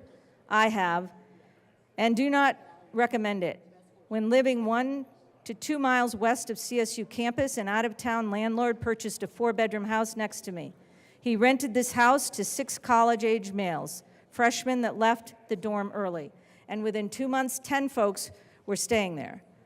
All came with vehicles. The 1962 house containing a 1-car driveway and 2 on-street parking areas in the front of the home. Not only did the neighbors live with Party Central, but students set up a bedroom in the back sunroom and had one set up in the screened porch with plastic covering the screen and an electric space heater. Not the safest, in my opinion. This particular person, who's lived there for many years, talked to the landlord, but his only concern was getting his rent check. The $2,500, which will increase, I'm sure, if this passes, that was their main concern. He said, take it up with the city attorney. This person purchased that home in Avery Park back in 1982. At the time, only one house was a rental, and the rest were owned by CSU professors and retired CSU staff members. She moved out of there, and she sold her house for a pretty darn good price. But it wasn't to a single family, it was to investment folks to sell it or to rent it out as more units, I guess, for a very high price. But the thing is, people of Fort Collins live there and have lived there for a long time, and they don't feel like their voices have been heard. I don't feel like their voices have been heard. Is that because of local government? I don't know. But local government's waiting on this to pass, because then they won't have to deal with it anymore. It'll be the state. And then people will not have a voice anymore because they're taking away local control. This is a college town, people, and it's been very well established. It's been ranked #1 of the best places to live in the United States. And I believe that with this bill passing, that this is going to bring down that ranking. And it's also going to make Fort Collins not the livable place that people seem to care about and wanted to move to. So I ask for a no vote on House Bill 1007. Mr. Minority Leader. Thank you very much, Mr. Chair. I think this is one of those bills, I don't feel this is one of those bills, I think this is one of those bills where we get really focused in addressing a situation for a certain set of individuals, and we forget about everyone else who's impacted positively or negatively by the legislation we pass. We frequently call those unintended consequences. But I don't know about your inbox, but my inbox is fairly full of emails and of individuals who are anticipating exactly what this bill will do. And they're not the people who are saying, hey, look, we'd like to crowd more folks into a limited space. They're the people who are saying, yeah, we're very uncomfortable with the idea of more people being crowded into a limited space adjacent to our space. We think that that will have a negative impact on our quality of life. And so, like we frequently talk about down here, please let's not forget the other individuals. It's important that when we use the authoritative power of individual C, that would be the government, to solve a problem for individual A, that's the person saying, hey, there ought to be a law, we must never forget that there's also a person B. The person B who's going to be affected by it, and quite frankly, person B is the one who has to pay for it, usually. And so that forgotten individual must always be part of the calculus that we bring into our policymaking. And I would suggest that those people who have reached out, and I suspect if your inbox is anything like my inbox, you've gotten several dozen, if not 100 or more, communications saying, hey, don't forget about me. There is an amendment on the desk. Will the clerk please read L19? House Bill 1007, Amendment L19. After reading gross bills, page 3, line 20, strike only and substitute on the queue, enjoyment for adjacent properties or. Poor Dave. Mr. Minority Leader. Thank you very much. I move Amendment L019, and I just had to listen to the mellifluous tones of Panetta. I just wanted him to have every last word he could possibly have there as we were introducing this amendment. Amendment 19, it speaks to the active part of the bill. If you get down to the bottom of page 3, section 5, it's the active part. It's the actual law. It's not the hyperbolic legislative declaration that tells us all social ills will be solved if we just jam more people into a limited amount of space, that all relational challenges will be solved if we just jam more people into a limited amount of space, that all behavioral health crises will be solved if we jam more people into a limited amount of space. It's the actual part of the bill that actually does what it's going to do. It says a local government shall not, wow, you know, they were carved into stone by the finger of God, 10 commandments, the first 10 shalls and shall nots. Well, we've got an extra shall not here. This is very prescriptive language. You have no room to do except that which this says. A local government shall not limit the number of people who may live together in a single dwelling based on familial relationship. Local governments retain the authority to implement residential occupancy limits based only on demonstrated health and safety standards. We've had an extended discussion about that previously, such as an international building code standard, fire code regulations of Colorado Department of Public Health and Environment, wastewater, and water quality standards. So the only thing that a local government can take into consideration is health and safety standards.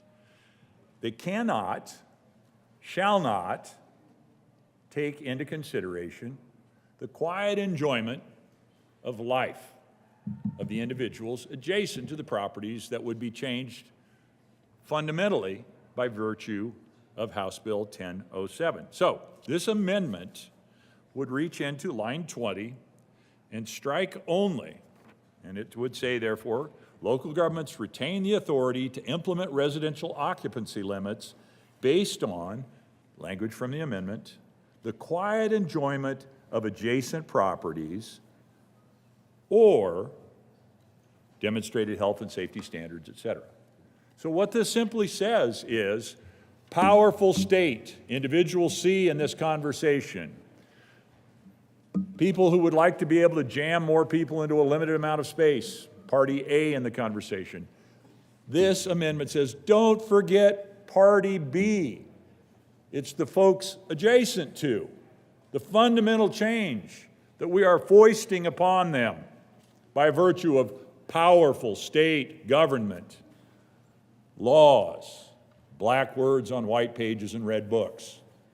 This says, let's think about everybody, not just the limited number of people that the advocates are forcing to drive this bill forward with.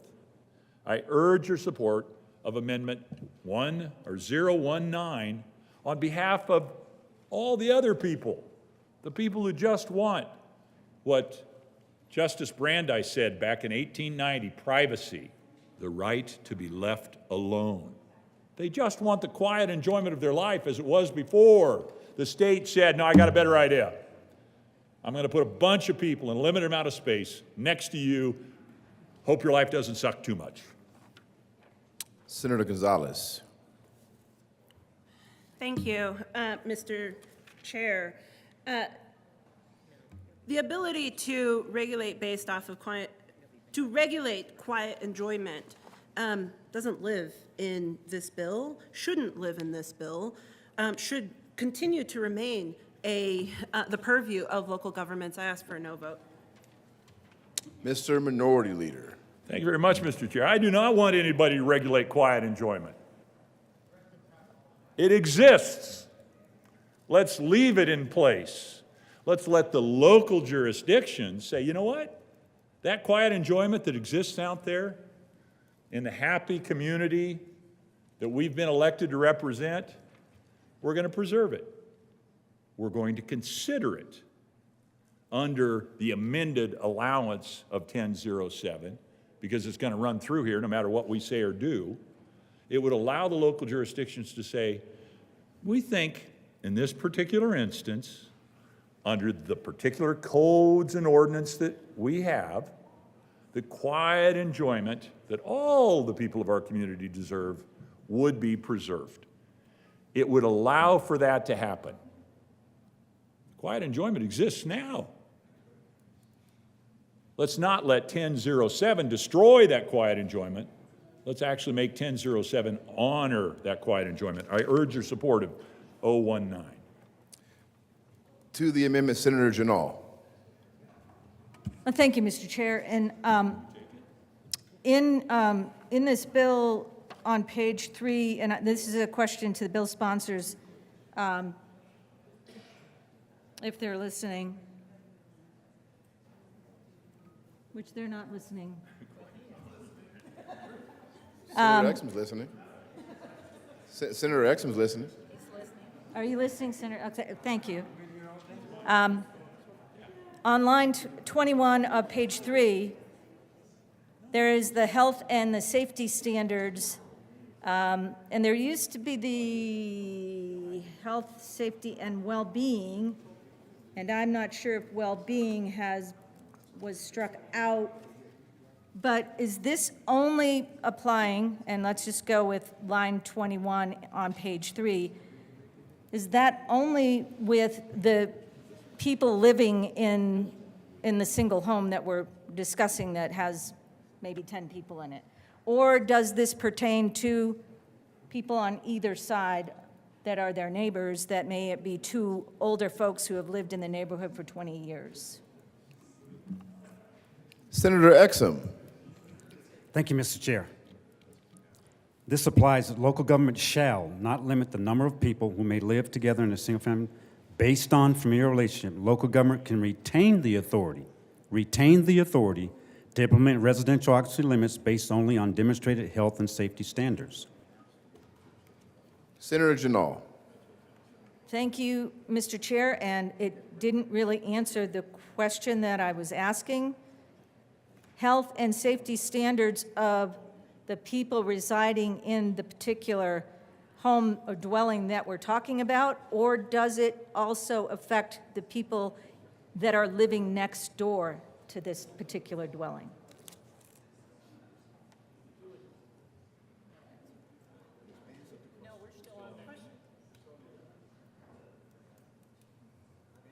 Mr. Minority Leader. The quiet enjoyment amendment, I renew my call for your support of the persistence of the quiet enjoyment that already exists in the neighbors and neighborhoods across Colorado. Let's not let state power perturb, disrupt, kill that quiet enjoyment. I urge your support of 019. Senator Janal. Thank you, Mr. Chair, and I rise in support of L019. L019. But I'm also waiting to hear about the health and safety standards just to the dwelling or to the people on either side or in the neighborhood. Just waiting for an answer. To L019. Seeing no further discussion on L019, the motion is the adoption of L019. All those in favor say aye. Opposed, no. The noes have it. L019 is lost. To the bill. Senator Rich. Thank you, Mr. Chairman. I was in committee when this bill was heard, and I found it kind of interesting, but I guess in some ways not. But the majority of those that testified were from the two college towns on the east slope, that being Boulder and Fort Collins. And I found it interesting when they talked about, oh, we're going to be able to share costs, it's going to be so much cheaper. But one of the things they did talk about, we didn't have a landlord there to talk about it, but landlords actually use calculators, and they will simply multiply the current high rent and newly increased number of occupants. If they're renting a house to 5 people at $1,500 per person or $7,500 total per month, if they increase it to 10, they're going to still charge $1,500 a month for a total of $15,000 a month. Now, I can't really blame them because in my last 5+ years here, we've had various new laws that have passed. Plus, we're going to have, or may have, other policy considerations that are being floated around this session that are going to create it or make it even more difficult for landlords. So thinking that, oh, this is going to lower the costs, this is going to make it so much easier. It's not going to make it easier.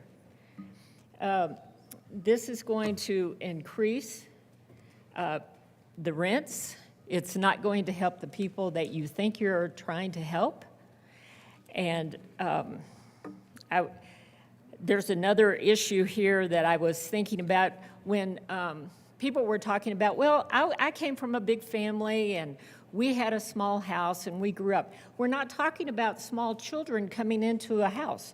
We're talking about either young adults or older coming into a house that was never designed for that many people. When you grow up in a big family, now I had 2 sisters and a brother, and you start to adjust as a small child to the room that you have. But that's not what's going to happen here when you're putting unrelated people into a structure that wasn't designed for this. That's going to be a problem, and there's going to be a significant investment to the landlord with that many people. And of course, those rents are going to remain high. I urge a no vote. Seeing no, Senator Janal. Thank you, Mr. Chair. I urge a no vote on 1007. we're taking away our local control rights. We're taking away our property rights. There's so many things this side always fights for local control, but now it's being taken away and you're not standing up and fighting for it. The state's going to control our property rights. Doesn't that bother any of you? It should. It really should. Because what's going to happen is not going to happen. We're not going to help families, and that is one of the things that we were fighting for, so that families would be able to rent affordable housing. Because of the increase of unrelated people, you know, landlords are going to increase the price, especially in Fort Collins, especially in Boulder, and families are going to be left out.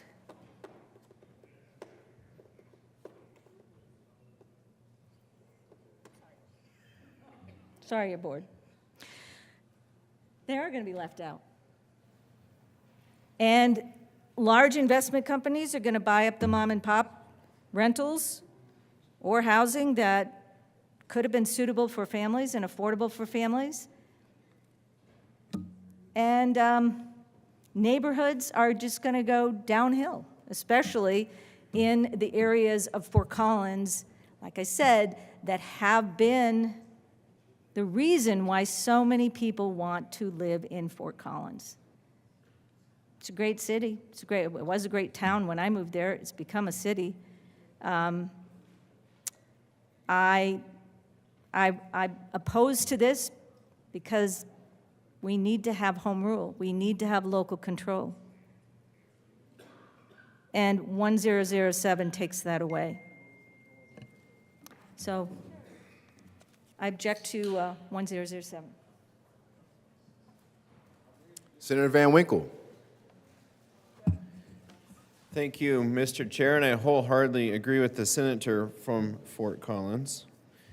And to add upon that point, to build upon that point, not only does the bill take away those local control rights, those home rule rights, those property rights, but as written right now, if you check page 2 at the very bottom, it does it under the guise of an emergency, a safety emergency, and hence there is a safety clause in the bill. And so we're changing the law of the land dramatically, and it's already gone through the House. It'll be through the Senate. It could be through the Senate and to the governor's desk as early as this week. So local governments and local property owners will have very little recourse to be able to discuss this bill or even take it up in their next city council or town council meeting. And so therefore I offer L014.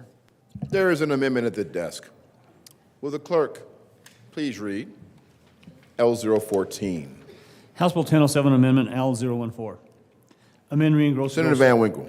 Thank you, Mr. Chair, and I move L014. To the amendment, Senator Van Winkle. Thank you, Mr. Chair. And what this does, it simply replaces the safety clause that is currently in the bill, pushing this law into action immediately, possibly as soon as this week or next. And it replaces that with the petition clause that would then allow the bill to take effect at 12:01 on the day following the expiration of the 90-day period upon the adjournment of this General Assembly. So that would be August as opposed to as soon as possibly early next week. I ask for a yes vote to at least give our local governments and property rights holders time to prepare for this new law. Senator Gonzalez. Thank you, Mr. Chair. To the good senator from Highlands Ranch, I want to extend my appreciation to you for bringing forward that concern around implementation.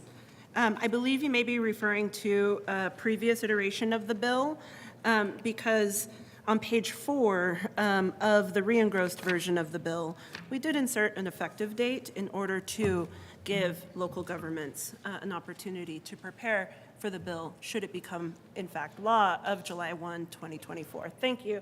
For that reason, I ask for a no vote. Senator Pelton R. Thank you, Mr. Chair, and thank you for that clarification on the implementation date. I ran this amendment in the committee just because I think that we're overusing and misusing the safety clause. If this is such a good bill, why don't we put the petition clause in it, let it go through the normal time that it takes, and if people want to petition it, let them petition. So I like this amendment and ask for your support. Mr. Minority Leader. Thank you very much, Mr. Chair. I rise in support of Amendment 14. The question as to effective date, yeah, the re-engrossed bill does have an effective date written into it, so that is asked and answered. But the reality is the ability of the people to petition, it doesn't exist under the safety clause. Safety clause as drafted, as written prior to this Amendment 14, which I would urge your support of, does not give the people, again, those were the folks who I was arguing on behalf of their quiet enjoyment just a few minutes ago, does not give them the ability to say, yeah, we listened to the General Assembly and we saw what they did and we don't really like it. The assumption should always be on every bill that we run, if there is not actually a meaningful matter of public immediate safety, it should be a petition. That should be our default go-to. I do not have not heard a compelling argument for why pressing this forward absent the ability of the people to petition is necessary. So I urge your support of Amendment L014. Seeing no further discussion, the motion is the adoption of Amendment L014. All those in favor say aye. Aye. Opposed, no. The noes have it. L014 is lost. To the bill, Senator Gonzalez. There is an amendment at the desk. Will the clerk please read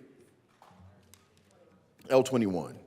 House Bill 1007, Senator Gonzalez. L21. Thank you, Mr. Chair. I move L21 to HB 1007. To the amendment, Senator Gonzalez. Thank you. I do listen closely to all of the debate, and I work to ensure, and I think both my co-prime sponsor and I listen closely to every single comment that comes when we have bills up in this esteemed, august body. And let me tell you, I was quite moved by the good senator from Gardnerville's comments about the importance or non-importance of a legislative declaration. And for that reason, I move L21, which strips the ledge deck out of this bill. Ask for an aye vote. Senator Kirkmeyer. Thank you, Mr. Chair. And in an unarbitrary move, I would hope that you would all support this amendment. This is a great amendment. Thank you for listening. I appreciate it. Senator Gonzalez. Might have been capricious, though. Seeing no further discussion, the motion is the adoption of L21. All those in favor say aye. Aye. Opposed, no. The ayes have it. L21 is adopted. To the bill, Senator Gonzalez. Thanks, Mr. Chair. I have folks who live in a co-housing space in my district who talk to me about the ways in which they have a chosen family, 2 single parents coming together and raising their kids on their own. I've talked to people who's live with their caretakers. We heard testimony from students who are trying to make ends meet, go in together on an apartment. That's what this bill's about. It's why we move forward this bill for your consideration today. There used to be a time when redlining was used as the mechanism to justify excluding people who look like me, folks who look like my co-prime sponsor, from being able to own property, vest those property rights. And that was done in the name of local control. This is a fun fact I learned during the hearing. Do you know that at one point in Denver, 3 unmarried women who lived together were considered a brothel? Y'all, times have changed. For a long time, 2 queer folks who live together, who are unmarried. We're technically breaking those familial, single-family home, critically important zoning decisions. I find that to be arbitrary. I find that to be capricious. I asked for an aye vote on this bill because, y'all, I don't know if you've heard, but we're in the middle of a housing crisis, and it's already happening. People are scrounging together in order to make ends meet and doubling up and living together. And this bill reflects the reality that is already happening in every community across this state. I ask for an aye vote on 1007, and thank you for this robust debate.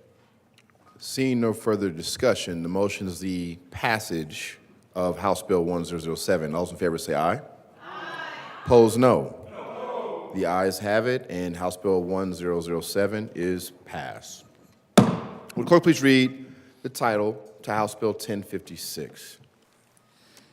House Bill 1056 by Representatives Frizzell and Marshall and Senators Hansen and Colker, concerning property subject to a property tax lien and in connection therewith modernizing statutes related to the issuance of a treasurer's deed for property subject to a property tax lien to align with the federal Supreme Court decision. Mr. Majority Leader. Thank you, Mr. Chair. I move to lay over House Bill 1056 until Tuesday, March the 19th. The motion is to lay over House Bill 1056 to Tuesday, March the 19th. All those in favor say aye. Aye. Opposed, no. The ayes have it, and House Bill 1056 will be laid over to Tuesday, March 19th. Will the clerk please read the title of House Bill 1044? House Bill 1044 by Representatives Hamrick and Taggart and Senators Hansen, concerning the Public Employees Retirement Association limitations on employer after retirement for public school employers. Senator Hansen. Thank you, Mr. Chair. I move House Bill 1044 and the Finance Committee report. To the Finance Committee report, Senator Hansen. Thank you, Mr. Chair. Members, we adopted two small amendments in the Finance Committee, one at negotiation with PARA to make sure that we get the report from this bill out to both the Finance and Education Committees. Small adjustment there. The second amendment was to make sure that we didn't have any impact on the higher ed division, only the school or Denver Public School division. Those are the two parts of K-12 within PARA, and I urge your acceptance of the Finance Committee report. Motion is the adoption of the Finance Committee report. All those in favor say aye. Opposed, no? Man, the ayes have it, and the Finance Committee report is adopted. To the bill, Senator Hansen. Thank you very much, Mr. Chair. Members, House Bill 1044 is a compromise that was worked out during the interim committee. Pleased to serve on that. The Pension Review Committee, we had a chance to talk with PARA and with school districts from around the state, and there was a request for some additional flexibility when it comes to bringing back retired teachers for a specified time-limited period to help fill staffing gaps at school districts around the state. We have a great compromise here that allows larger school districts to have a little bit more flexibility while still maintaining the ability for small rural districts to take advantage of this option, and I urge your support of 1044. Mr. Minority Leader. Thank you very much, Mr. Chair. And kind of some comments and questions inherent in the comments for the bill sponsor. I'm trying to understand, and I'm working from the fiscal note, having dealt with this issue or adjacent issues to this several times over the last couple of years, trying to understand the PARA impact. Fiscal note says utilization by teachers who are nearing retirement is the subsection. Teachers currently employed by school districts may retire sooner as a result of the bill, which would reduce revenue to PARA. Under the bill, currently employed teachers could retire and then immediately be rehired as substitute teachers as of the bill's effective date, July 1, 2024. Teachers who do this would likely pay less in contributions to PARA due to a reduced salary, while also beginning to withdraw the retirement benefits sooner than if they had not. And then it goes on, works through some details, but I'll give the big concept question and look for an answer from the bill sponsor. Senator Hansen. Yeah, thank you, Mr. Chair, and Mr. Minority Leader, thank you for that important question. So I do want to be clear, the bill is not the same as being rehired, so I want to be careful with that term. Yes, might a teacher say, hey, I'm going to stop my service a year early and then I'll just work part-time after that because of this bill? That could happen, but keep in mind, that person doing that, making that choice, is limited to the number of days that they can then come back for, and they're limited for the number of years they can do that. So I think we've put very reasonable limitations. It's not the same as being rehired. This is not a revolving door. This is instead is just allowing school districts to look at this as one option to fill teacher or staff gaps. And we've done it, I think, in a very prescribed way that doesn't allow this to be gamed by an individual. And keep in mind, the school district is much more inclined to make a permanent hire. I mean, all of their incentive is to have a permanent replacement for somebody who retires, to have a permanent solution. The problem is we've got a staffing shortage, and there are places where they do need these temporary solutions. That's what we heard loud and clear from the school districts.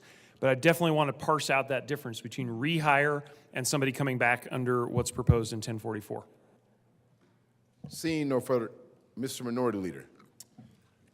Fair enough, and given the lateness of the hour at this early hour, I will cut right down to the chase. And again, taking from the fiscal note call out, should this cascading effect happen, should people choose, and it has some various assumptions built into the fiscal note, but the concept is this, that the increases to the ADC, the actuarially determined contribution, may trigger a sooner activation of PARA's automatic adjustment provisions, which would automatically increase employer and employee contributions to PARA, a reduced retiree cost of living adjustment in order to maintain the target date to achieve full funding. So there's some squirrely, potentially negative consequences, or consequences, I don't want to put a negative word on it, which I just did, but consequences that need to be considered as you consider the, again, as we talk about so frequently here, potentially unintended consequences of a bill that has a positive, meaningful primary objective. Seeing no further discussion, the motion is the adoption of House Bill 1044. All those in favor say aye. Opposed, no. The ayes have it, and 1044 is adopted. Mr. Majority Leader, will the clerk please read Senate Bill 81? Senate Bill 81 by Senator Cutter, Representatives Kipp and Runnell, concerning measures to increase projections from fluorochemical and fluorochemical chemicals. Mr. Majority Leader. Thank you, Mr. Chair. I move to lay over Senate Bill 81 until Wednesday, March 20th. The motion is to lay over Senate Bill 81 to Wednesday, March 20th. All those in favor say aye. Aye. Opposed, no. The ayes have it, and Senate Bill 81 will be laid over to Wednesday, March 20th. Mr. Majority Leader. Thank you, Mr. Chair. I move the committee rise and report. The motion of the committee is to rise and report. All those in favor say aye. Opposed, no. The ayes have it. The committee will rise and report.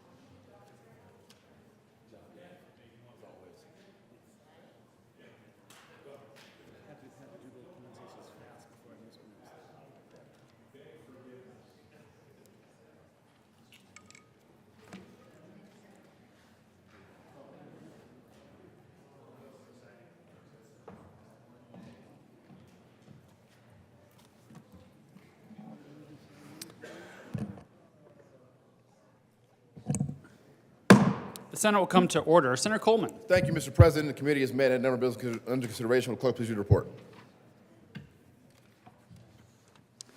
Mr. President, your committee of the whole begs leave to report has had under consideration the following attached bills, being the second reading thereof, and makes the following recommendations thereon. House Bill 1007 as amended, House Bill 1044 as amended, passed on second reading, order revised and placed in the calendar for third reading and final passage.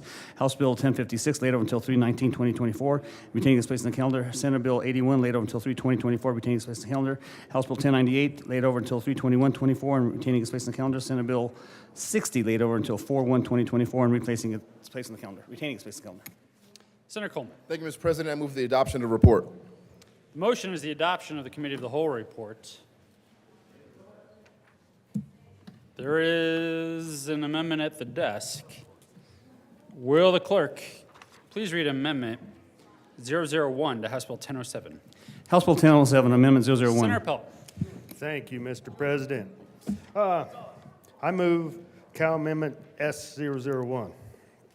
To the amendment. Thank you, Mr. President. This amendment, when the good senator from Sterling ran it earlier, I don't think it was fully understood that this amendment actually gives the local governments a little bit of say in this process, and it just changes based solely to based in part. So I'd ask for a yes vote on this amendment. Further discussion. May I see it? Thank you. Senator Gonzalez. Thank you. I ask for a no vote. Thank you. The motion before the body is the adoption of S001. Are there any no votes? Senators Hanson, Roberts, Mullica, Coleman,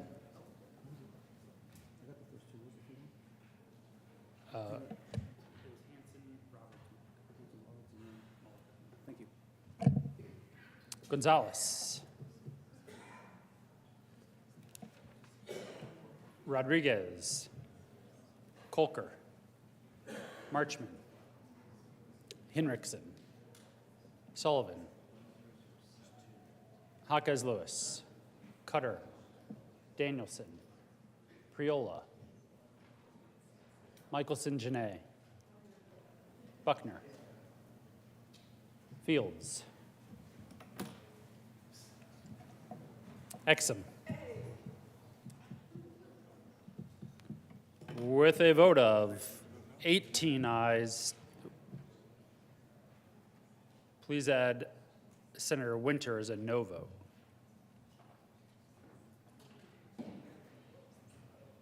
With a vote of 17 ayes, 18 noes, 0 absent, 0 excused, the amendment is lost.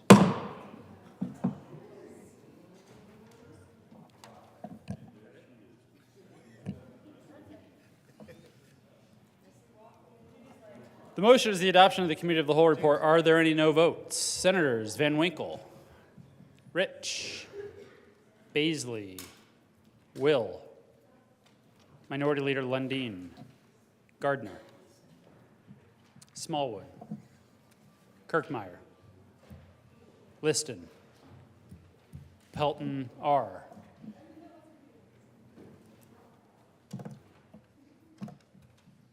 With a vote of 25 ayes, 10 noes, 0 absent, 0 excused, Committee of the Whole report is adopted. House Bill 1007 is amended to House Bill 1044 is amended, passed on second reading, ordered revised, and placed on the calendar for third reading and final passage. House Bill 1056 laid over until March 19th and retained its place on the calendar. Senate Bill 81 laid over until March 20th and retained its place on the calendar. House Bill 1098 laid over until March 21st and retained its place on the calendar. Senate Bill 60 laid over until April 1st and retaining its place on the calendar. Consideration of governor's appointments, consent calendar. Will the clerk please read the appointments listed on the consent calendar? Members of the Colorado Housing and Finance Authority Board of Directors for terms expiring July 1st, 2027. Elva Brooks of Denver, Colorado, serve as representative of public appointed. Santosh Randos of Denver, Colorado, serve as representative of public appointed. Jason Peasley of Steamboat Springs, Colorado, serve as representative of public appointed for a term expiring July 1st, 2025. Stefka Franchi of Lakewood, Colorado, to represent the public occasion by the resignation of Nathan Peterson of Englewood, Colorado, appointed. Member of the Colorado Banking Board for a term expiring July 1st, 2027. Sibard Caldwell of Highlands Ranch, Colorado, serve as a member of the public appointed. Members of the Pinnacle Assurance Board of Directors for a term expiring January 1st, 2025. Angela Oakley of Centennial, Colorado, to represent an employee whose liability is insured by Pinnacle, occasioned by the resignation of Mark Goodman, Denver, Colorado, appointed for a term expiring January 1st, 2027. Mark Rolling of Vail, Colorado, to serve as a member with experience in management and operation of insurance companies and competing with Pinnacle, occasioned by the resignation of Howard Carver, Silverstone, Colorado, appointed for a term expiring January 1st, 2029. Moa Hale of Denver, Colorado, to serve as an employee of an employer whose liability is insured by Pinnacle, reappointed. Majority Leader Rodriguez. Thank you, Mr. President. I move for the passage of all the appointments on consideration of governor's appointments consent calendar, which includes Albus Brooks of Denver, Santos Ramdos of Denver, Jason Peasley of Steamboat Springs, and Stefka Fanchi of Lakewood for the Colorado Housing and Finance Authority Board of Directors. Siddharth Cotwall of Highlands Ranch for the Colorado Banking Board, Angela Oakley of Centennial, Mark Rolig of Vail, Moa Hale of Denver for the Pinnacle Assurance Board of Directors. Is there any discussion? The motion is the confirmation of the appointments on the consent calendar. Are there any no votes? With 35 ayes, 0 no, 0 absent, 0 excused, the appointments are confirmed. Consideration of governor's appointments. Will the clerk please read the appointment for the statewide Internet Portal Authority? Members of the State Internet Portal Authority, for term expiring June 1st, 2027, Samuel Tosick, Denver, Colorado, serve as representative of the private sector appointed. Senator Danielson. Thank you, Mr. President. I move the appointment of Samuel Tosick to the statewide Internet Portal Authority. Is there any discussion? Seeing none, the motion is the appointment of the member to the statewide Internet Portal Authority. Are there any no votes? With a vote of 35 ayes, 0 no, 0 absent, 0 excused, the appointment is confirmed. Message from the governor. Friday, March 15th, honorable members of the Colorado Senate, pursuant to authority vested in the office of the governor of the state of Colorado, I have honor to inform you that I have approved and filed with the Secretary of State the following acts. Senate Bill 2, local government property tax credits, approved on Friday, March 15, 2024, 2:15 p.m. Senate Bill 5, prohibit landscaping practices for water conservation, approved on Friday, March 15, 2024, 2:15 p.m. Senate Bill 58, landowner liability recreational use warning sign, approved on Friday, March 15, 2:15 p.m. Signed, sincerely, Jared Poles, Governor. Committee reports. Mr. President, correction. The Committee on Business, Labor, and Technology has had on consideration, has a hearing on the following appointments and recommends appointments be placed in the consent calendar and confirmed. Members of Pinnacle Assurance Board of Directors for term expiring January 1st, 2025. Angela Oakley of Centennial, Colorado, to represent employers' liability served by Pinnacle, occasioned by the resignation of Mark Goodman, Denver, Colorado, appointed for term expiring January 1st, 2027. Mark Rolling of Vail, Colorado, serves as a member with experience in management and operation of insurance companies not competing with Pinnacle, occasioned by the resignation of Howard Carville of Silverstone, Colorado, appointed for a term expiring January 1st, 2029. Mao Haley of Denver, Colorado, serves as an employee of the employer whose liability is insured by Pinnacle, be appointed. Announcements.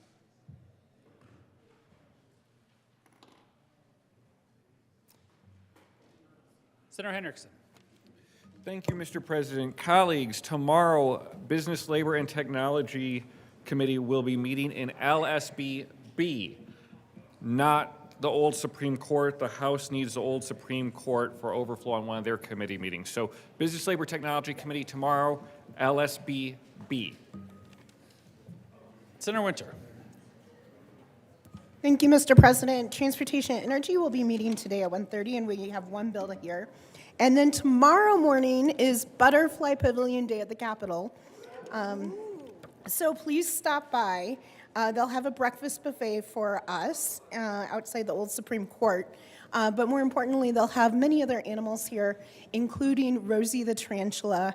And you just might be lucky enough to visit Rosie on the floor tomorrow. Senator Hawkins-Lewis. Thank you, Mr. President. I'll invite the majority leader to come join me. Buenas tardes. Happy Latino Advocacy Day. For those of you who haven't seen them yet, we have several hundred, there we go. There. Okay, we're up here. We have several hundred Latinas who have just arrived here at the Capitol. They are here to advocate for a better future for their families and communities. And there are folks from all across the state who are here. Latinos are a growing force. Economically, politically, our contributions can be traced in every industry, from healthcare to small business to manufacturing, armed forces, and agriculture. Latinos are among the most impacted people when assessing the negative outcomes of inequitable healthcare, housing, economic policy, and industrial environmental public health threats. And we are not a monolith. In fact, diversity is the key to our strength. We are Chicano, we are indigenous, we are Afro-Latino, we are Mexican, we are Central American, we are Hispanic, we are Hispanos, South Americans, but most importantly, we are American. We live in communities across Colorado from San Luis Valley, Weld County, Yuma, Prowers, the Roaring Fork Valley, and Denver metro area. When you see our guests today, will you please greet them and welcome them to the Capitol? And we will have a resolution tomorrow. Thank you.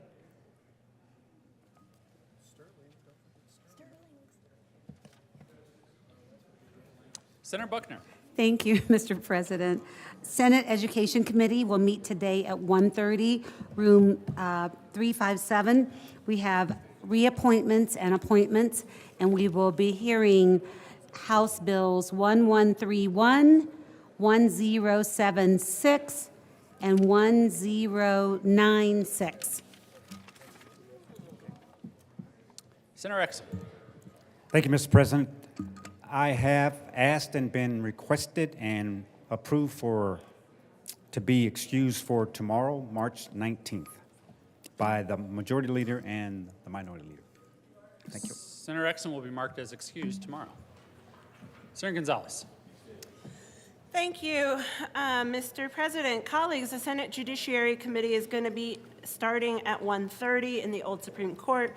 We will be hearing in the following order: 1074, 1085, 1118, 1122, and 1014. Thank you. See you then. Senator Pelton. Thank you, Mr. President. I ask for a moment of personal privilege. Granted. Thank you, Mr. President. So, colleagues, you guys, it is National Ag Week, and you guys will be getting one of these on your desk every day, educating about how important agriculture is to our communities and to our state. And then the other thing is, too, is I'd be remiss if I didn't say the Logan County Cattlewomen will be coming on Thursday to feed you guys a free steak dinner. So you should come on across the street over there and have a steak dinner from homegrown beef from Logan County, and come on down and have a good time. So thank you. Senator Pelton. Thank you, Mr. President. It's not on our desk, but tomorrow is Bible study day again down in the basement. So come on down and feed your bellies and feed your soul. Senator Small. Thank you, Mr. President. Colleagues, I'm reminding everyone that the McDonald's owners and operators are hosting their legislative session this evening at 5 p.m. at the Art Hotel. We'll be joined by owners and operators of McDonald's from across the state, and we hope to see you there. Will it be catered? Cheeseburgers? Cheeseburgers? Members, No Coke, Pepsi. we have been sitting here all morning having deep debates. But you know what? There's somebody else who just, I guess, had nothing more to do today. Because President Grantham has been sitting here silently just watching. Please welcome President Grantham back to the chamber. And if anybody's looking for a little extra help or another legislative aid, seems like he has time on his hands, apparently. I don't know what county commissioners do, I guess. But also, members, we've had a couple of birthdays recently. So we're going to need the Senate choir to assemble. That's you, Lundeen.